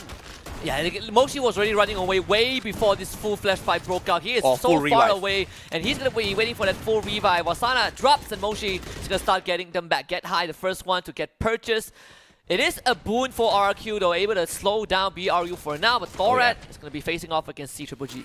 Moshi was broke, only had enough money to buy one player back into the equation. CGG will continue the onslaught on the opposite side alongside Thorad, who did start off pretty decently. CGG, on the other hand, had no engagements thus far. So all of the loot that they were picking up from the very start of the game still on them. So this is a team that's well equipped for this battle. Yeah, one more. He's going to get a couple of tags. As get, I guess, snuffed out by Dolphin. CGG a bit close to where Thorad are. The nade's going to come through. Darko hiding behind the glue wall. They're trying to find a flank angle onto CGG, but Peter is on the case. Now going for the wraparound sees where Lozzy is running towards, and that's the rest of TR. They have a good idea of where Thorad are going to be, and look at the grenades starting to come in from the Trogon. Darko taking lethal damage on the ground, and Egao can't provide any support. On fire with the first knock will allow CGG to start rushing in unless Nor pulls up a miracle. But miracles do not exist when you're up against CGG. It's just raw skill, and Lozzy becomes the last man standing. Peter finds that knock. Oh, great positioning, even by one more who stood so far away to play the insurance for CGG. He himself gets a knock as well. And of course, Peter finishing the job of P Esports. On the other hand, doing a number on EXPS. Casper hanging on for his dear life, gets knocked down onto the ground as well. Grenade for the finisher, and it looks like New K will take that away. Hao Ang claims the elimination, but Stop as the final player with 600 coins left on him can buy one player back. Man, ESPS having an absolute rough second half of the grand finals. Came in absolutely guns blazing in round 1 and 2, but from that point onwards, it was downhill. It's going to be certain that EXPS is going to most likely not recover from this, but it's going to find a freebie. It's all the way from the skies, don't even get to touch the ground, or perhaps touch the ground and get played. Is it a bird? Is it a plane? No, it's just dew. He did the dew for sure. I mean, it was due time that he finally got that. Yeah, I mean, he was torturing everybody else. I mean, they're paying their dues for sure. Yeah, I mean, the last thing he ate was a honeydew, and he wishes he did not because he's a little hungry now.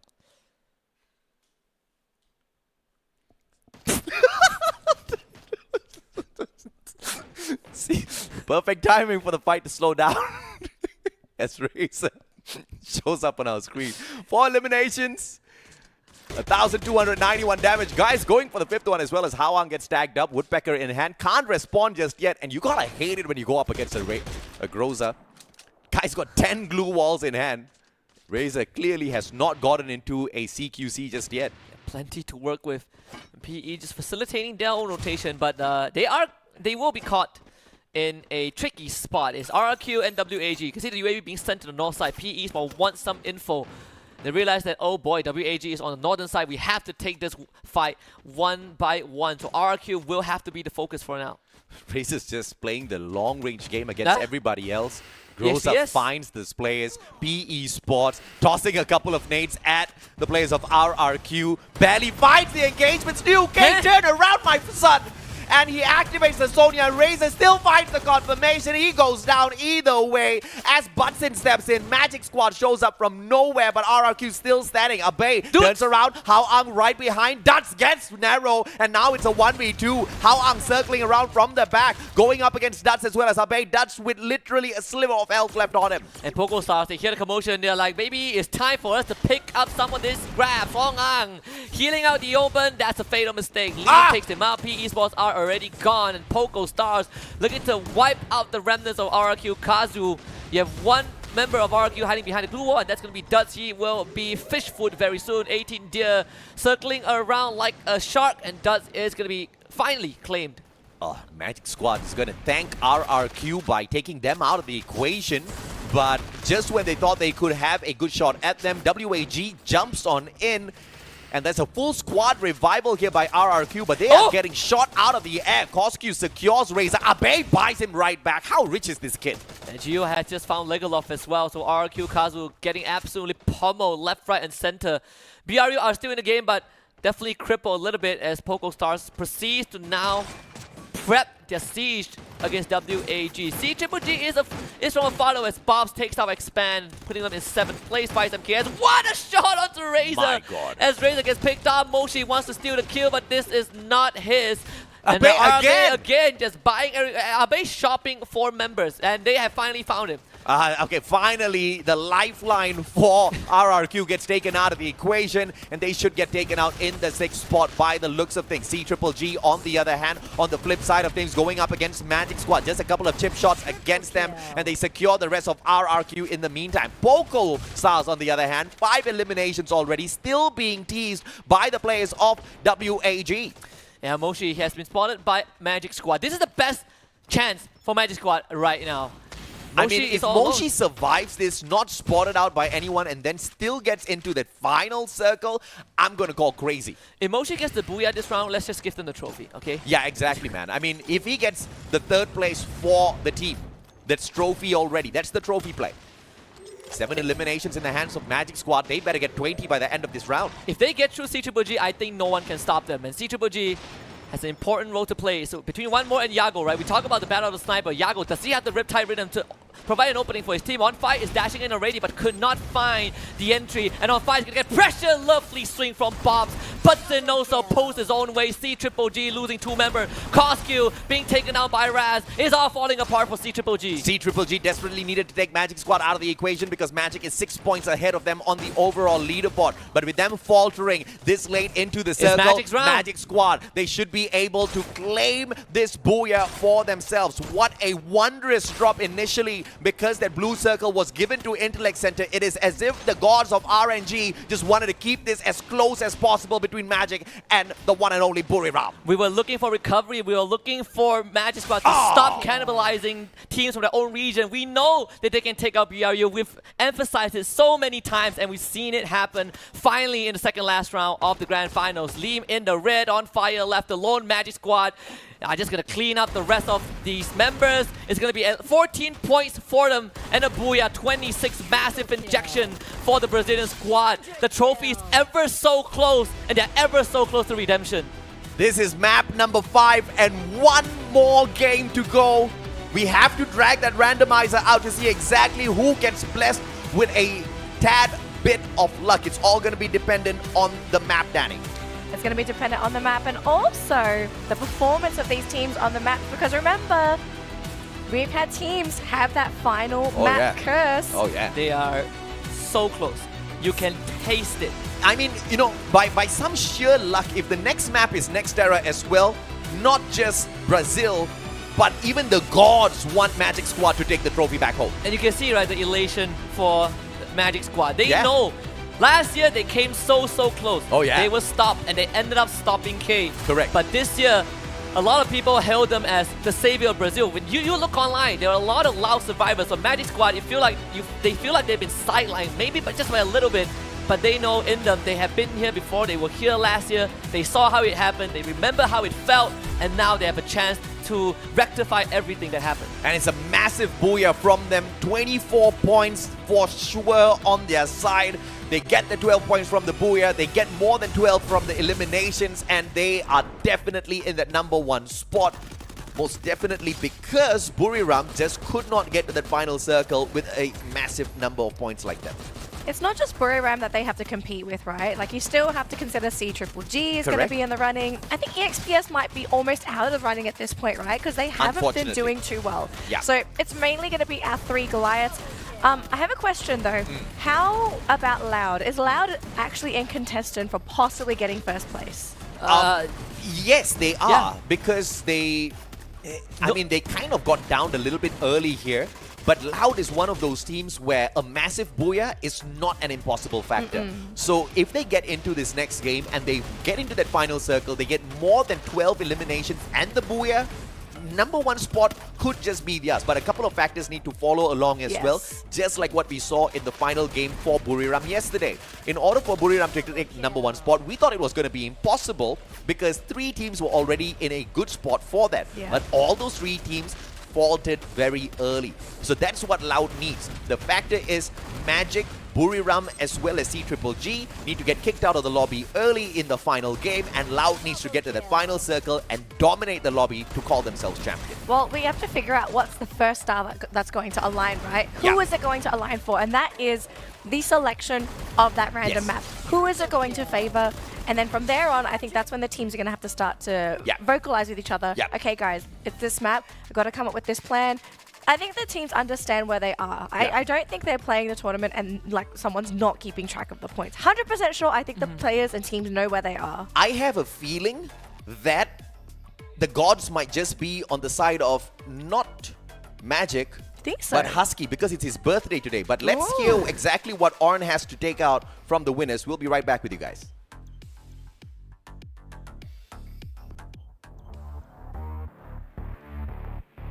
We're now at the game before the final, and it was intense and electrifying as it should be. But right now, we got our winning player who brought the hit with me. Welcome Yagos from Magic Squad.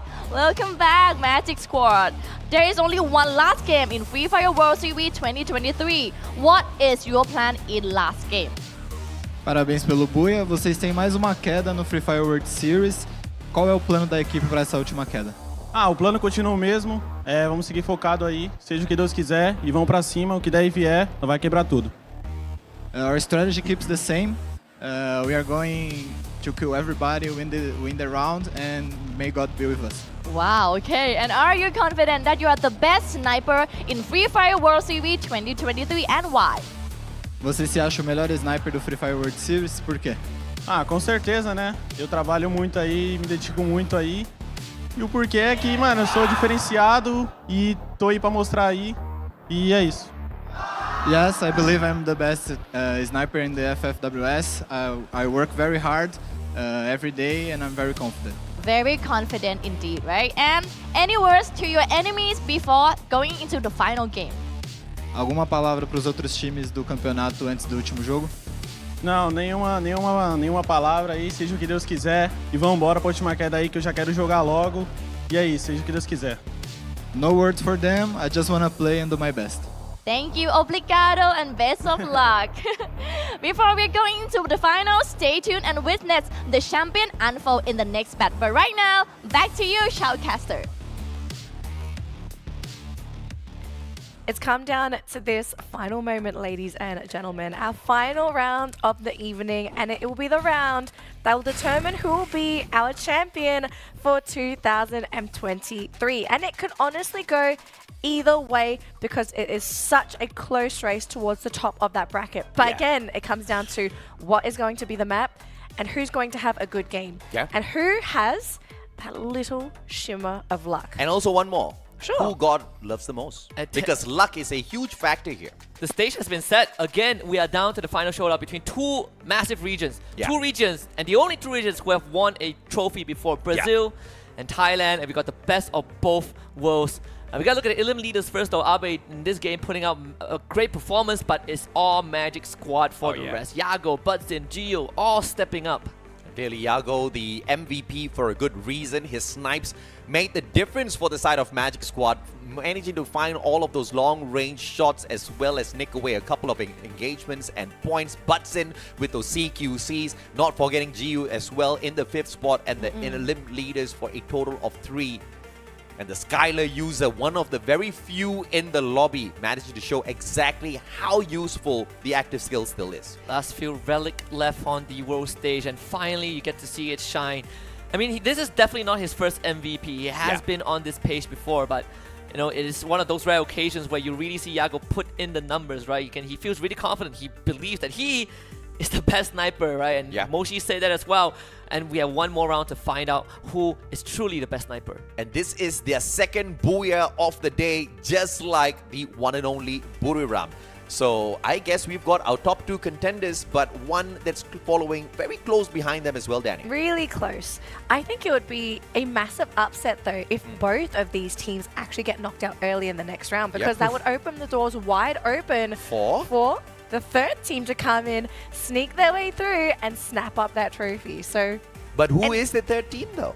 C Triple G. Ah. It's two Thai team against a Brazilian team, Cheeky right? buggers. Two against one, It's unfortunately. like last year, Evo's Phoenix, Ningma Galaxy against K. You know, we've seen this. Oh yeah. It's definitely a deja vu moment, but also this is where we have to look at the wild card factor for the last map. Regardless of what the map is, that's just one part of it. The second part is teams that have nothing else to lose. The hot drops might change a lot. Actually, true. RRQ might just be a pain in everybody's backside depending on who they want to pick on this time, because they have been literally hot dropping everyone non-stop. Okay, here's the thing. I don't think we're going to see teams mess around in this final round because placements still matter, even though you're not competing for first place, because you're still aiming for that prize pool, right? So you want to try and get as many points as possible.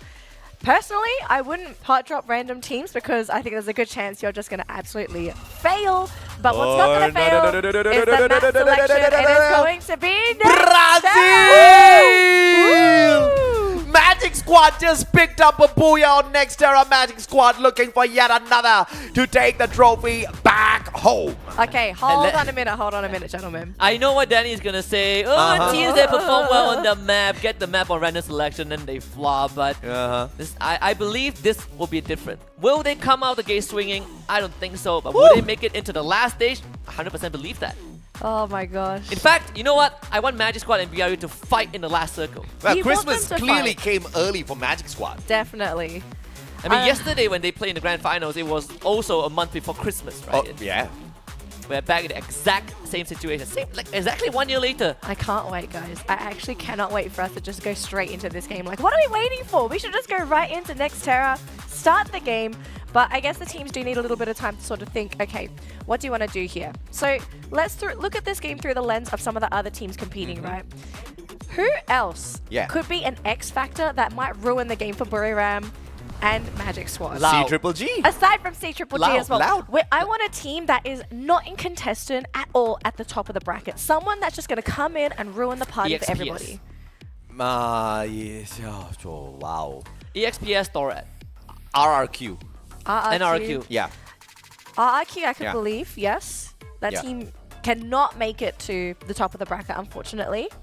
All right, this is where we find out where our allegiance lies. And clearly, you guys want Brazil, not Brazil. You want Brazil to not win. Look, I have been believing in Brazil since I started Free Fire, all right? Yeah. Since I witnessed Rio de Janeiro, I've been wanting Brazil to bring this trophy back. I've been waiting for this moment for 4 years. Look, man, I share the exact same sentiment with you. I want Brazil to take the championship back home so that the next World Series happens in Brazil and I can fly to Brazil to shoutcast the Free Fire World Series. But this man has picked Buriram. Yeah, exactly. But there's a but.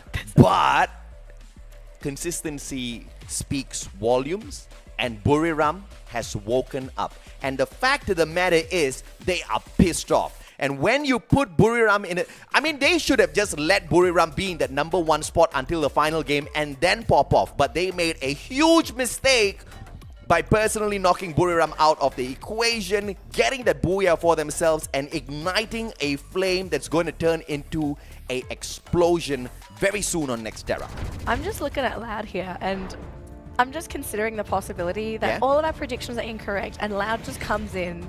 I mean, Loud has had 36 points thus far on this map, 7 average points every time they go to Nextera.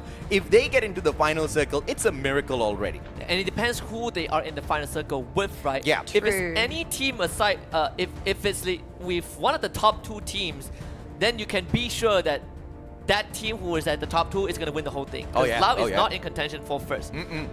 But if they are in the final circle with any team other than the top 2... Actually, Loud is in contention for the first if they get a massive booyah. If they pull an Evo's Phoenix. Yeah, correct. I mean, 20 minimum eliminations for them to get the #1 spot. Which was what Evo's Phoenix did last year. Correct, yes. Literally, Evo's Phoenix. Not impossible. Who's going to pop off this round because the pods are loaded. Oh, the yeah, players baby. are ready. We're getting everything into the aircraft and we are ready to go. Ladies and gentlemen, game #6 of the grand finals for the Free Fire World Series 2023. We'll find out who's going to be this year's champion right after this round, but it's going to be all play, all skill. Who will come out on top And will we see any upsets? The chance is there, but it's all going to be down to this final map. It's Next Terra.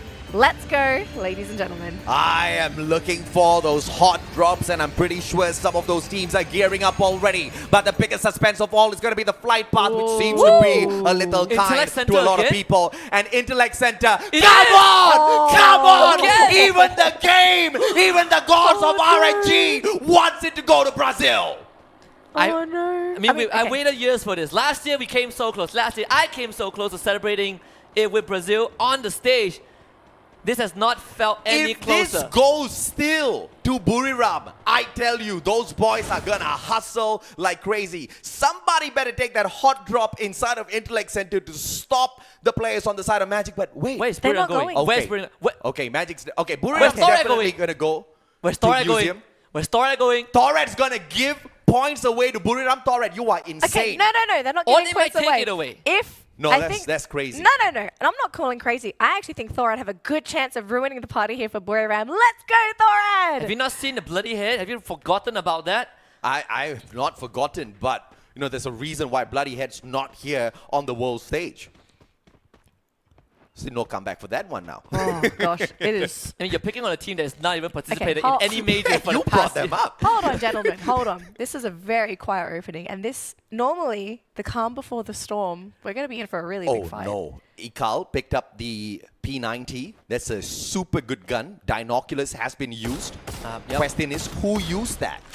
A lot of Wasana. Wasana Okay. has a. Anyway, no, he's not on the up run this time. It could be get hype. 18-day taken out. All these points are not really consequential. Yeah. Compared to what we've already established, right? But I mean, these teams are just playing for some extra USD. Yeah. They're not playing for the big money. Exactly. I think for Buriram, they're under a lot of pressure right now. Oh yeah. Oh yeah. As much as we say that there's a good chance they win that, and I still stand by that, I think that they are solid. But you can't count Thorad out. Right? But dude, Magic Squad getting that blue circle 2 times in a row, that's insane, man. They got the blue earlier, they got the Booyah as well. I mean, this might just be a repeat.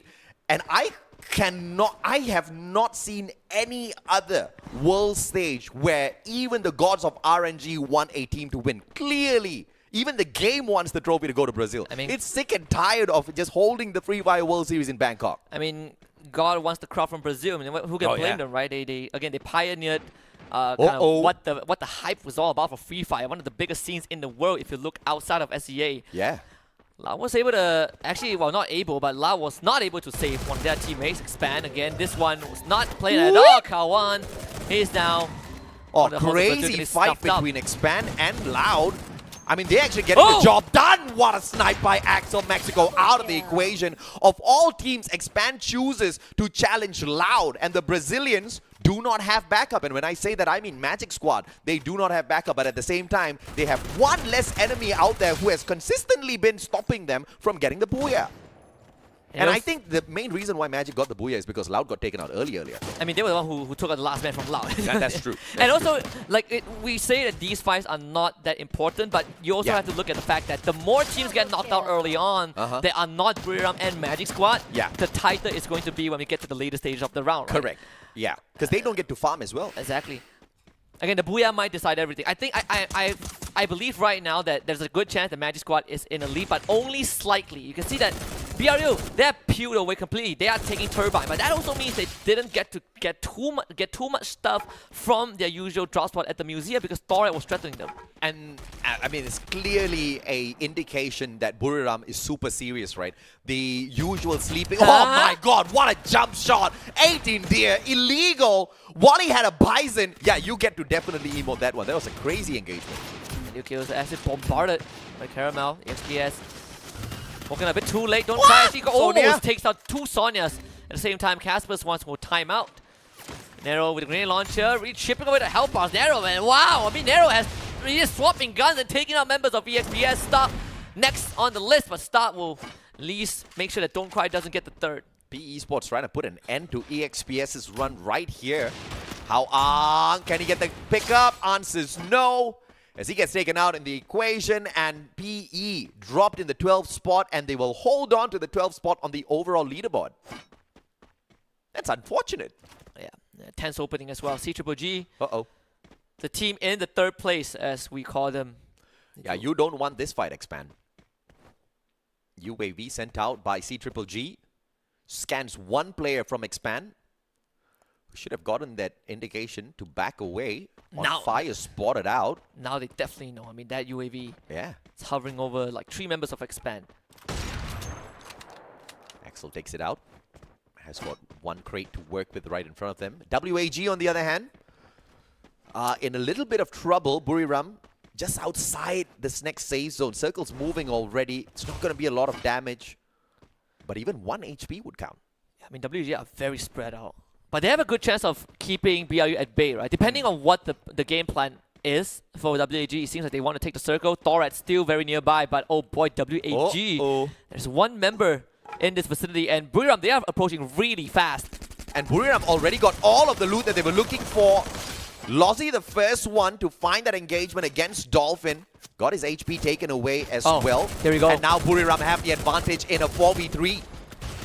And Get High is taking some chip damage. Wasana though, critically injured. Will get away with the inhaler just in time. Thorad could be the roadblock that stops the 3-peat from BRU. Keeping them outside of this compound for now. RRQ also showing out the Indonesians wants to end the dynasty of Thailand. Oh my goodness. Can Indonesia join hands and get this done? Both Thorad as well as Buriram. But Moshi says, hasta la vista, baby. We are gone. And they leave the Indonesians to fight it out against each other. It's going to be RRQ going up against Thorad. They are playing for that USD right now. Yeah, it's just what a smart move on BRU. They know that this is not a fight. They want to take the risk. And RRQ will take on Thorad. Comes down to these two teams. CGGG on the other hand actually will lost on fire and he just got brought back. And Expand going on the chase is too fast against Peter. And Peter able to chip away some of that health pool, and Korsku coming in to join him as well. Too Fast cannot take this fight against Peter. He needs Crime, and the moment Crime appeared, the corner. Too Fast getting flanked around. Korsku turning around the corner. Too Fast gets tagged up from the back and once again takes that high ground advantage. M1014 tagged up by the A124 as well. Too Fast now can't use his A124. Needs to wait for the cooldown, but he gets tagged up from the back and Peter walks away with that elimination. Mexico off screen gets taken out by Stop Peter, and one more find Axel and Crime. Expand is done. 10 more teams remain. Buriram, Magic Squad still in the game. Absolutely quiet, especially for Magic Squad. You'd think that they've been knocked out if you don't look at the statistics. Yeah. They're still in the game. RRQ and Thorad with a ceasefire. But there are more pressing matters at hand. They have to start outrunning the blue as Drax gets picked up by EXPS. 6 eliminations already for EXPS, who are trying their very best for a massive booyah to get that #1 spot. It could still be done. RRQ, on the other hand, losing duds against Thor at P90 in the hands of Lozzy, but he gets knocked down onto the ground. Unfortunate as the Trogon outscales him in terms of damage. Guy ran out of bullet. RRQ gets the revive as well as EXPS takes the #1 spot in the overall eliminations for this lobby. Look at WAG, they're running northwards, and right south of them is BRU running in the same direction. Thor is still in the game, the captain, Darko still alive. Lau just got the whole team back, so this lobby is still very much populated. Buriram very low on the loot. They are going compound to compound, but all they're finding is empty houses, as all of these spots have already been looted up by the teams who have passed through those spots. EXPS catching up with Raz. Boko in a lot of trouble as GOW finds a full squad revival. Yeah, Raz is going to end up going down. Triple kill. Boko Stars losing one of their members, the XPS. We won that massive round, right? It's yeah. We haven't been talking about them much, but they were also one of the teams in this position. They were so close, and then the last round, they bombed out last year. Yeah, ooh. Thorad is already out. 9 teams remain. I mean, if EXPS wants the #1 spot, they need a minimum of 20 points more than the other teams above them. And that's teams like CGGG, Buriram, Magic Squad, as well as Loud. I mean, unfortunate for Loud, they don't have to worry about them anymore. But the other teams are pretty much alive and kicking, looking for that final circle. Buriram, on the other hand, though, hasn't picked up a single point yet. This was unlike, oh my god, they got the circle for them. My god, I mean, but, look. You know, God is fair, right? Yeah, that's true, man. Ooh, Magic Squad. But unlike last year, right? Unlike last year where Buriram went on an absolute killing spree in the last round, this round they're playing as a Bobs, here's ready moves. Yeah. And this is good, honestly, for Magic Squad. You get some info for yourself, right? You need to start planning out your route to the center. Loud's back in action, full squad. up against EXPS. This is Brazil versus Thailand. A preview of the final circle between Magic Squad and Buriram, perhaps. Buriram sees this happening. They might be able to pick up some extra kills, extra eliminations. He crawled top away. of that point. Drax is already down. Loud needs to give him help as soon as they can. Buriram can just chill in the center. They do not need to engage in any sort of confrontation as Drax is already gone. Now, good claim by Caramel and Stop. Kawan getting tagged up as well with a cutoff in terms of rotation, and Lost 21 gets knocked down onto the ground with a BSS courtesy of Caramel's shots. Kawan out in the open as well with the farmers, but everything's going south for Loud as C-Triple-G hops on into this battle as well, trying to stop them from running away. And me and Loud are just falling apart at the seams right now. C-Triple-G joining in this confrontation means that Kawan becomes the last surviving member of Loud. One more knows where he is. The team's taking themselves on. This is the best case scenario for BRU and for Magic Squad, especially BRU who are in the circle and no one is contesting them. Everyone is busy fighting at the edge. Let's see if Peter manages to sneak his way around this. Caramel's gonna try. Cluster's coming through. Let's go a bit wide. Unfortunately, Caramel will survive that. Kawan not so lucky. Continues that mad dash into the save zone. He will make it in for now. So this leaves C-Triple-G and EXPS. Especially if you are C-Triple-G, you have to win this. EXPS looking for that massive round that they want to walk away with. 10 eliminations already and they are on fire. Oh, Magic against WAG. WAG with a defensive spot. Kawan claimed by Ghost. GOW out of the equation thanks to Poco. Magic Squad setting up against WAG. And it looks like the grenades are starting this engagement off first, but WAG with a good defensive retreat. Remember, this is the most important fight for Magic Squad. And they are getting pressured by different teams. C-Triple-G are nearby as well, so they can join this if they want to. RRQ is watching this happen. WAG, they have a lot of... They have more than just MGS to deal with, especially if you're MGS out in the open. WAG, they're not taking chances, they're backing off. WAG says thank you very much, but Magic Squad still keeping an eye on them. WAG running straight towards RRQ. Magic Squad needs to move as well. They are the furthest one away from the circle and everybody gets to gatekeep them. But EXPS is going to keep C-Triple-G a little bit distracted, so that is a lifeline for Magic Squad to take the fight and continue the engagement against WAG. The final push for Magic Squad, or at least the start of a final push. The gauntlet, as we call it. Can Brazil overcome the odds? Buriram safe in that final circle, just waiting for people to hop on in to their fishing pond. C-Triple-G having the man advantage right now. EXPS are down in numbers. Circle is not going to wait though. Number 5 is closing in. Number 4 is closing in. C-Triple-G in the running to keep the trophy in Thailand as well.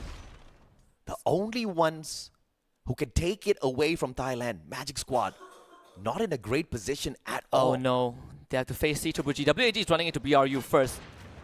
And look at MGS. Uh-oh. Oh my god. What a gauntlet you have to go through. I mean, M82B in the hands of one more from this sort of an advantage. He focuses on Magic Squad. This is going to be big. Blue Wall Melters getting tossed in first. Peter down on the ground. This is a big one. And it looks like Koski is going to join the rest of the team members. And Peter is going to get sacrificed. All right, Magic Squad, one at a time. He's Peter's back! actually back. Picks himself back up. Does have the injection at the end. Oh, what a RRQ position for C-Triple-G. In the sidelines right now of one more. I mean, Magic Squad about to receive a lot of pressure. You can say it's the same for BRU as well, right? The teams are converging onto them. Who is going to be taken out first? That is the important question right now. One more fighting Legal of off screen. RRQ, they want to find some sort of a safe haven, but it's only out of the pot into the frying pan. Buriram blocks off the stairs leading up towards that second floor. Abe gets tagged up, but the importance here is to pick Dutz right back up onto his feet, and they get that done. RRQ with the 6 eliminations. They are pretty far away from walking away the trophy, but their interference in the final circle might just give the advantage to whoever it is in the best position to walk away with that number 1 spot. Bob's tagged up already. WAG still trying to keep an eye on them, and the bird's eye view from C-Triple-G does not work against Magic Squad, who are dead beneath them. They need to get rid of Dew first. That's the first step for MGS. With a bit of help from C-Triple-G, that will happen. Circle's moving. You gotta start moving, This is the last C-Triple-G. circle. Where do you go? The final push. This is it. Get highs down already. Just finds it. EXPS out of the picture. Wasana drops. Jonah and Moshi left. Get high. Gets back up on his feet. RQ gets wiped out. Wasana also still alive, but Get High gets knocked again. The Ghost finds the snipe. Get High. Can he pick it right back up? Moshi, the savior, has got a revival platform on top of everything else to play around with as well. He's starting to scan the revival. Get High gets taken out, but Moshi, he just needs to stay alive for a few more seconds. Magic Squad on that left-hand side. Jonah alive. He repositions as WAG takes those shots against Wasana, dropping him on the ground. The best possible scenario for Magic Squad right now, everyone is fighting amongst each other. Dolphin is going to get down on fire, taking out to Labu. We might get the dream scenario for this final game. Magic Squad against BRU. The numbers of CWG are dropping on fire. He gets back up, but not for long. Magic Squad have found 4. Cyrus, the next to follow. Krillin is ticking out. This might go home to Brazil right now. It's Jonah and Mochi to keep Thailand in the game. The retirement of Yago might have done it for Brazil. BRU is out. WAG, there's nothing left for them. Magic Squad, after a year, will bring this back for Brazil. Vamos for Brazil. 4 years it has eluded them. 4 years they worked for this. Out of meta, Skylar hit the final Riptide Rhythm, taking down all defenses. Moshi couldn't do jack, and the Brazilians step into the final circle with just 1 elimination, and yet the Booyah is gonna serve them big time, and the trophy is all dependent on whether or not a back-to-back Booyah was enough. But remember, you talked about the 4 Booyahs that Phoenix Force hit against the Brazilians. But this time, the 3 Booyahs from the side of Magic Squad should be able to get the job done, Danny. Oh my gosh, just seeing the emotion in the booths, the players, they're overwhelmed, they're crying, they've finally done it. 4 years, Danny. I know. 4 years for Brazil. 4 years. They don't even have a partner or a sponsor. Their shoulders are empty on the world stage. But I don't think it's gonna be empty for much longer. The trophy, ever since the trophy left Rio de Janeiro, 2019 was when Corinthians won. That was the first and only time Brazil ever won the World Championship. 2020, COVID happened. We had no World Championship. 2021, Phoenix Force showed up, defeats Lao in the Grand Finals. Not even close, 4 out of 6 Booyah. 2022, Sentosa, same thing happens. Attack all around. And Evo's Phoenix. Correct. Brazil was not in the picture. 2022 Bangkok, K was 2 points away from bringing it home. And who would have thought the team that stopped K from bringing it home redeems themselves and brings it back to Brazil after 4 long years. And Loud was not there to stop them from getting the job done. Moshi, we can understand the disappointment that's in the hearts of the 2-time world champs. Perhaps should have hustled a little bit earlier, but it was a valiant effort from the team nonetheless. I just want to quickly point out, Bobs and Gio were with Magic Squad last year. Yeah. They had Drax with them. Drax went to Loud afterwards. So these two have seen it happen. Yeah, correct. Remember what Moshi asked Bobs? Do you remember? Well, guess what? They definitely did, and they have redeemed themselves. I mean, I've waited for this for so long. Looks like we are flying to Brazil next year. We are. Hopefully we are. They waited this for way too long. What a moment for Brazil. I want to... I know it's early because they're not going to show it yet. I want to see how close or how far everyone was very close when we see that leaderboard. Too close. And we also need to do the calculations, right? Yeah. With the points from Point Rush, how much did that impact the final results? Because that was something that we were asking before we kicked off the grand finals, right? Yeah. Would these points have actually mattered or actually kept other teams from possibly taking it home themselves? Yes. If you look at the Point Rush, BRU and Magic Squad were separated by 1 point. I thought it was 2. Oh yeah, it was 1. It was 1 point. 2 points. Magic Squad had 12. Buriram had 11. 1 point. Okay. Yeah. And CGG had 13. These 3 teams are at the top or close to the top. Yes. So it looks like the points did make a tad bit of difference. At least for teams like CGG. I mean, they were the final 3 in the final circle. How poetic this is, right? Oh yeah. What a poetic one. Obviously, for teams that didn't get to walk away with the trophy, some obviously there are disappointments, right? But still sportsmanship from them. I see members of Lao still giving the heart sign, even they're clearly very sad. And WAG, a heck of a debut on the world stage. Oh yeah, absolutely. Definitely be proud of themselves. And Vietnam have proved something, but This is Brazil's moment. Actually, if you look at very closely as well, the players are still shaking. Like the adrenaline is still there. Oh yeah, absolutely. Because I mean, it was such a tense lobby, right? They, first of all, get the greatest of blessings, which is the blue circle, not once but two times in a row. I mean, like I said, right? Even the gods of RNG wanted the trophy to go back to Brazil. Pops, do it! Yes! He did the bottle flip. That's an extra $10,000 for you. If only, Husky. If only. Maybe next year. They're probably asking, do we get something? Do we get something for that flip? Perfect. But oh my gosh, what a way to end the year, right? Oh yeah. We've had a phenomenal 3 weeks. We had our leagues. We had the group stage. We had the point rush. We had our grand final day. We've learned a lot. We spent a lot of time with the players and the teams as well, just seeing how they grew individually as well as teams together. Yeah. And see, here's something crazy, right? What if they're celebrating too early? Because none of us have seen the points for the past 3 games. Well, that's why I'm asking about the whole point rush system. Like, we don't really know. No, the point rush is I've committed way too much. Brazil is inconsequential at this point of time because of the 3 teams that did manage to get into the final circle and pretty much dominate the points towards the very end. So point rush out of the question. Yeah. But what's in the question is the MVP, correct. right? So this is our MVP for the round, but let's show off our MVP leader because we also have to crown our MVP for the entirety of the tournament. And if you've been following the tournament, you'll know who it is. Consolation for EXPS is due. But, you know, unfortunately, till the very end, we never saw that highlight reel that he was talking about. Look at Yago. That Yago was so close. This guy's 4 MVP titles. He was farming it in the final. Oh, yeah. 78 eliminations. Obviously, the Skylar didn't help him get those eliminations, but the Skylar was opening up those opportunities for the rest of the Magic Squad, right? And in that final engagement, if it was not for that Riptide Rhythm, Moshi would have still been standing on his feet, and we know exactly what happens when the Clutch God is alive.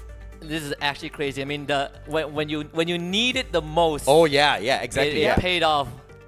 Sometimes people say that Free Fire is scripted, but man. Let's talk to Du because we're going to crown him our MVP leader.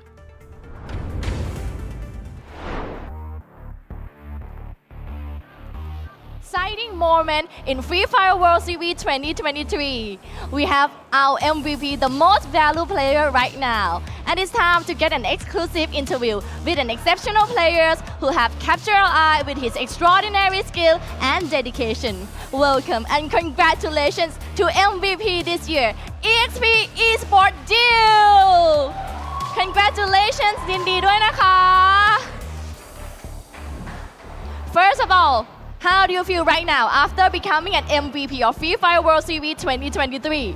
ตอนนี้รู้สึกยังไงบ้างคะที่เราได้ MVP ของ Free Fire World Series 2023 ครั้งนี้ รู้สึกดีใจอยู่ครับแต่ว่าเสียใจที่ว่าไม่ได้แชมป์ด้วยครับ I'm very happy but also sad at the same time because I didn't get to be the champion of this year. Which factor that helped you the most to become the MVP of Free Fire World Series 2023? คาแรคเตอร์ตัวอะไรที่ทำให้เราได้กลายเป็น MVP ของ World Series ครั้งนี้คะ ดิมิทรีครับกับโซเนียครับ Dimitri and Sonia. Anything you'd like to say to your fans who've been rooting for you?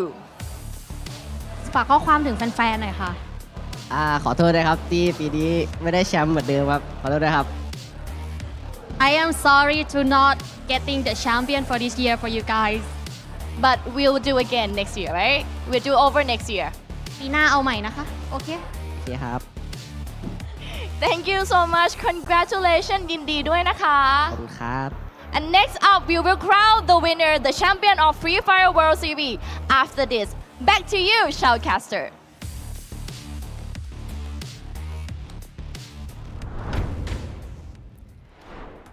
Congratulations to Du as he is our MVP for the Free Fire World Series 2023. And okay, I have to ask the question because I don't know if I know the math. When did we essentially guarantee his MVP? Like, when did he lock in that 6th MVP? End of knockout stages. End of knockout stages, yeah, by the end of week 3. So this week, he didn't add anything to his score and nothing. he was perfectly fine. Yeah. And I didn't get my highlight reel. Yeah, where's the 1v4? Yeah, where was it? Good question. Maybe we'll get it soon. I'm disappointed, dude. But it's okay. He takes away 10,000 USD. It's a good consolation. Unfortunately, they don't take away the 300,000 USD that they were looking for.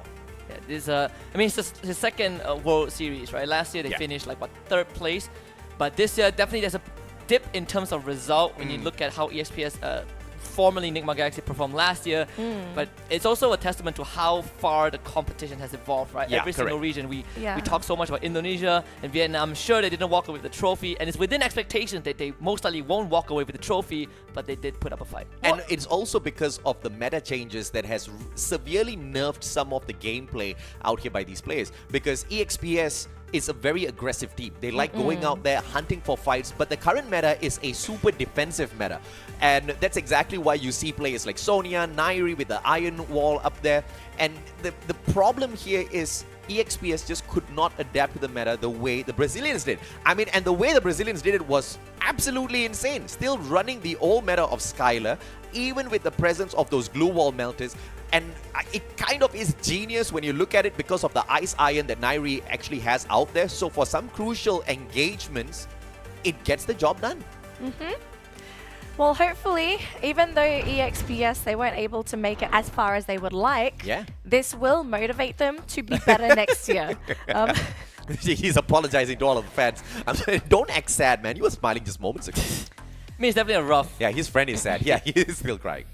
I mean, if you're BRU, you were so close to bringing it home, right? I mean, for Jonah, it's going to be his third. He's already one of the most decorated players in the history of let's wait for a minute. Wasana's the most disappointed one because he thought this was going to be his first. Well, hold on a minute. We haven't even announced the champion yet, so we don't actually know if it actually is Magic Squad. We need to wait for the official announcement. I'm going to be so embarrassed if it's not Magic Squad. I mean, it'd be quite crazy if it's not Magic Squad.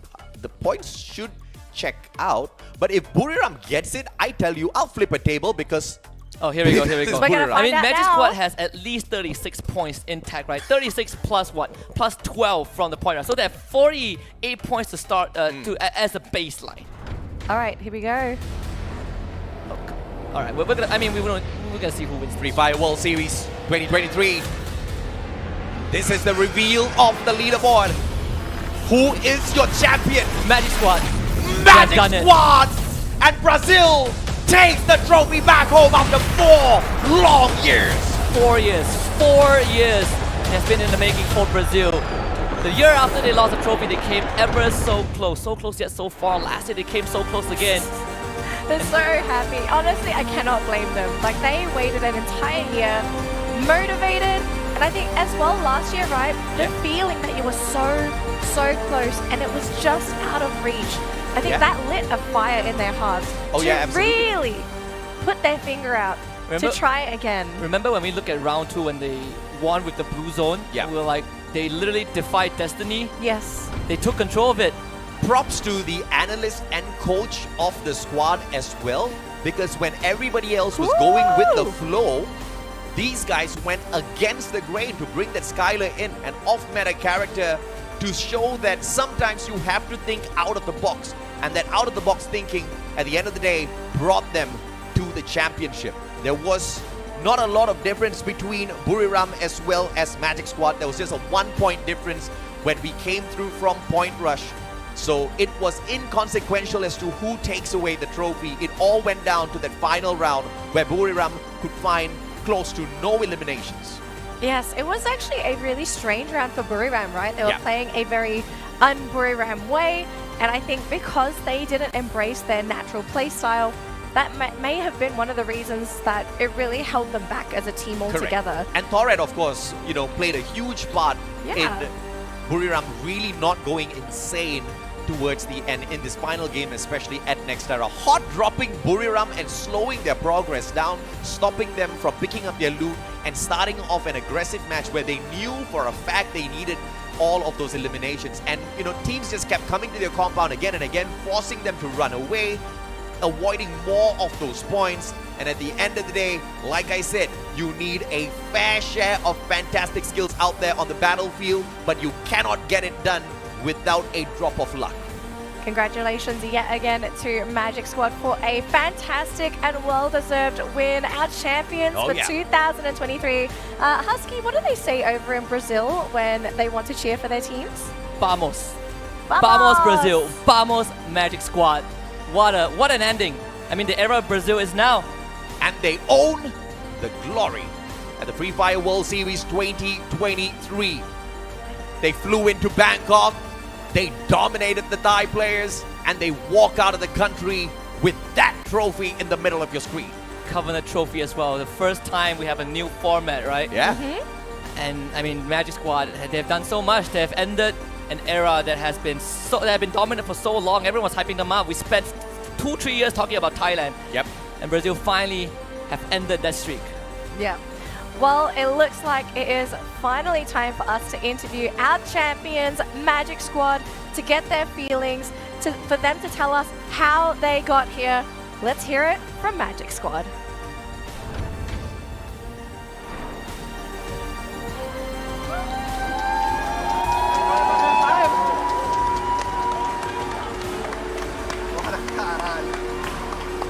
Ladies and gentlemen, it's the moment we have been waiting for.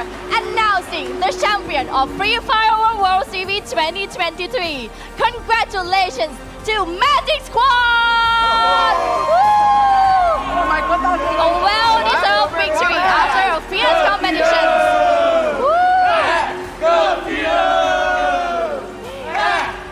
Right now, I'm going to ask you guys to hold on to the trophy, feel the weight of your triumph, and get ready to lift it high as I count down in 3, 2, 1, alright? So hold on to the trophy.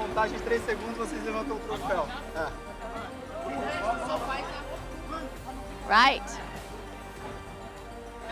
Get ready to lift it high. Champions, are you guys ready? Yes? Yes. All right. It's time for the history, the new champion of Free Fire World Series 2023. In 3, 2, 1, congratulations!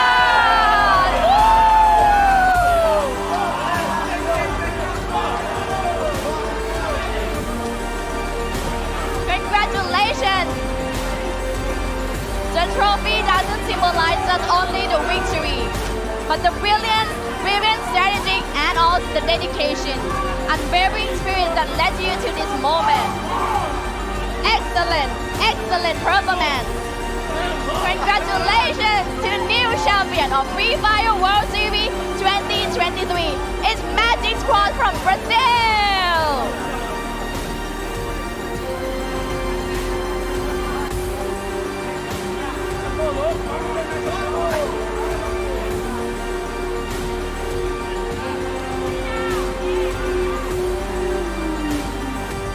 So it's time to chat a little bit with our new champion here. First of all, how does it feel to become the champion of Free Fire World Series 2023? Como você se sente sendo campeão do Free Fire World Series? Pode. Vai, tu.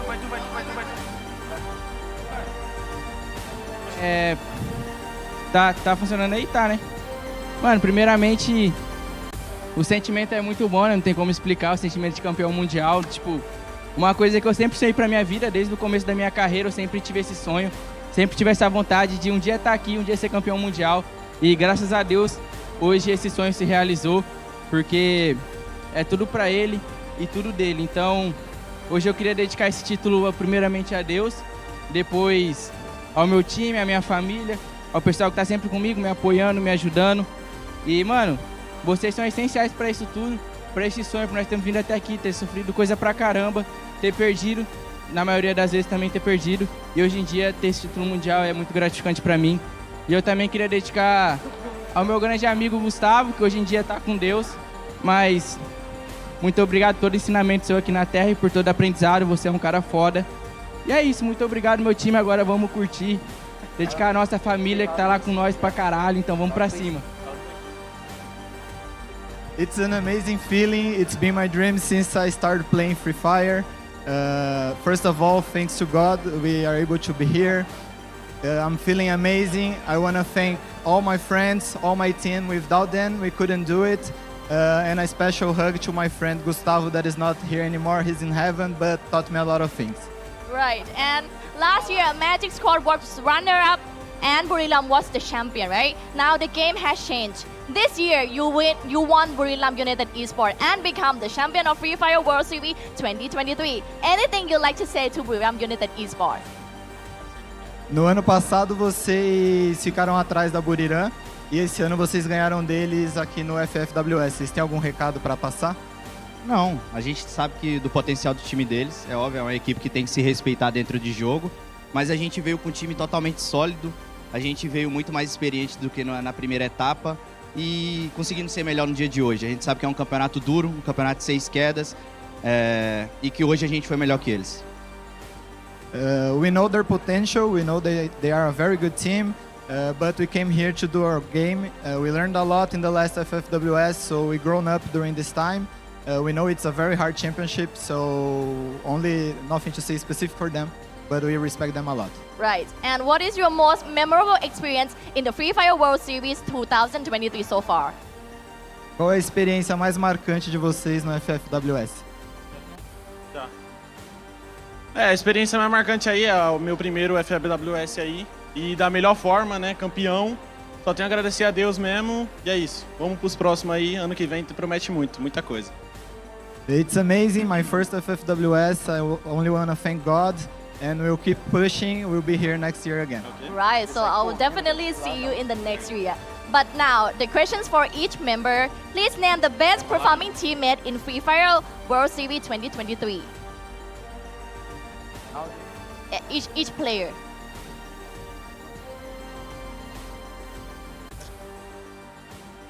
Vai. Recado. Assim, a gente não vai botar muito recado, mas agradecer, como o Bobs mesmo falou, a Deus, primeiramente. E a todo mundo aí que tá torcendo pela gente. Eu sei que tinha muita gente que tava duvidando da nossa capacidade. Não é fácil estar aqui, rapaziada. E eu vi muita gente criticando, muita gente não botando fé.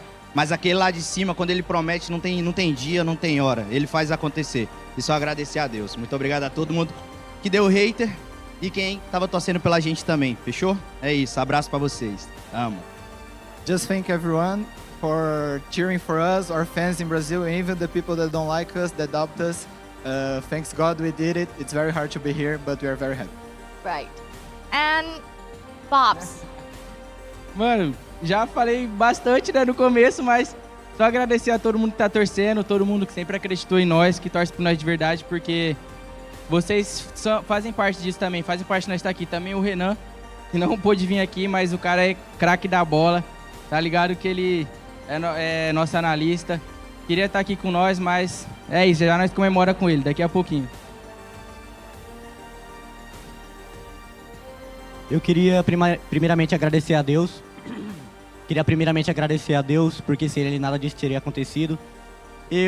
A minha mãe sempre me disse que esse dia ia chegar, porque ela, desde da nossa classificação para o Mundial na LBFF, ela vinha falando todos os dias que a gente ia ser campeão, que ela sentia isso, eu sentia também, porque esse time esse ano teve um ano incrível e para finalizar com chave de ouro, só o título mesmo. E eu fiquei com uma cobrança individual muito grande depois do Mundial passado, que a gente perdeu no detalhe para o mesmo time, que no caso é a Buriram hoje. Então eu vim numa cobrança individual muito grande de esse ano conseguir trazer, deixar empatado esse 1-1 e ano que vem vamos desempatar e se Deus quiser vai vir mais um pro Brasil.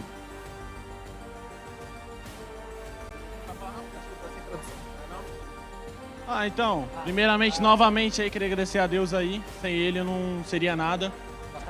E também, um troféu muito lindo. E mais um anel pra coleção, vai ser 5 agora, vai ser o Thanos. Então é isso. Aguardo vocês até o final do ano também. E é nóis. Agradecer a Deus também e as mães, as nossas famílias, meu pai, minha avó, meu avô, todo mundo que tá sempre incentivando a gente, mandando boas energias. E ao meu time também, que tornou essa experiência de vir pro Mundial uma experiência incrível. Melhorou 200% e por tudo que a gente passou pelo nosso ano, a nossa união, isso aqui acho que foi como o coroamento, né? O fechar o ano com chave de ouro. A gente mereceu muito. É isso aí. Rapaz, obrigado aí às mães também que torceu por nós aí. Não esqueci de vocês não. Amo vocês. E é nóis. Te amo, mãe. Te amo minha família aí. É nóis. Tropa, queria agradecer a Deus, né? Sem ele nada é possível. E esse time aqui, que os caras são minha família também, né? E é isso, tropa. Agradecer a minha namorada também, que ela é uma pessoa incrível comigo. E é isso, tamo junto. Right, so now you guys are already the world champion. What is your next target? Agora que vocês já são os campeões mundiais, qual é o próximo objetivo da Magic?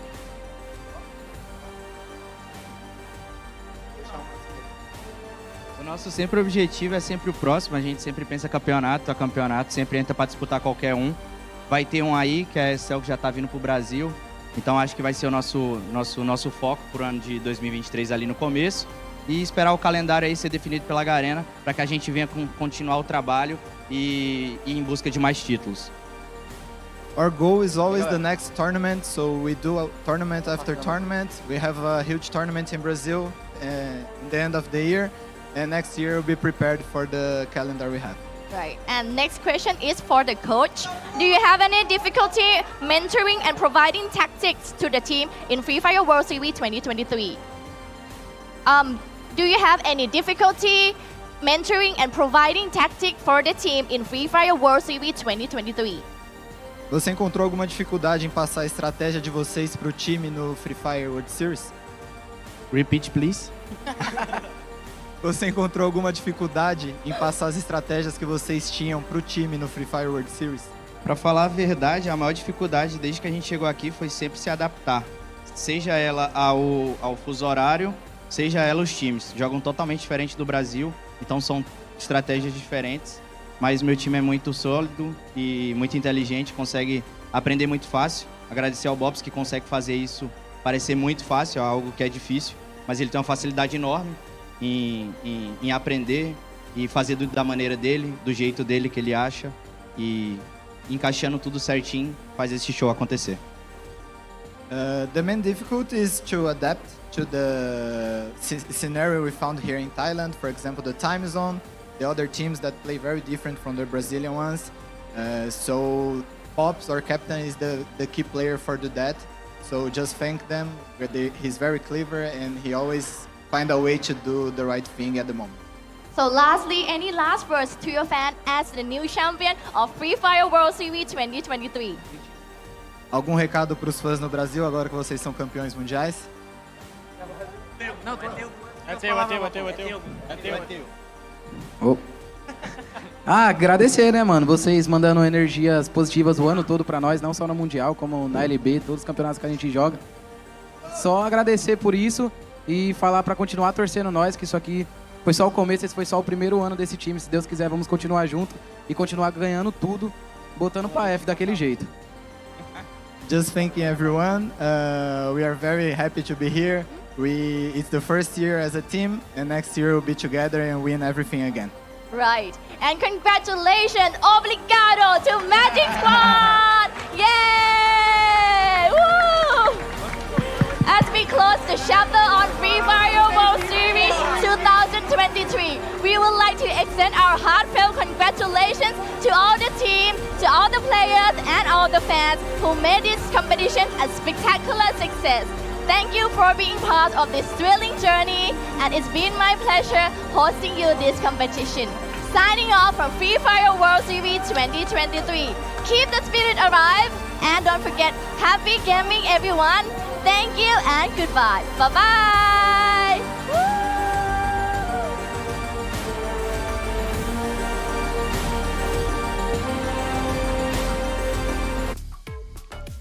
And there we have it. Our champion of the year has been crowned. It's Magic Squad. They're bringing back the trophy to Brazil, which means we could be looking at a next World Series in Brazil. Well, they put us in the basement here in Bangkok. I would much prefer a basement in Brazil, just because we were in Bangkok last year as well. Yeah, we were.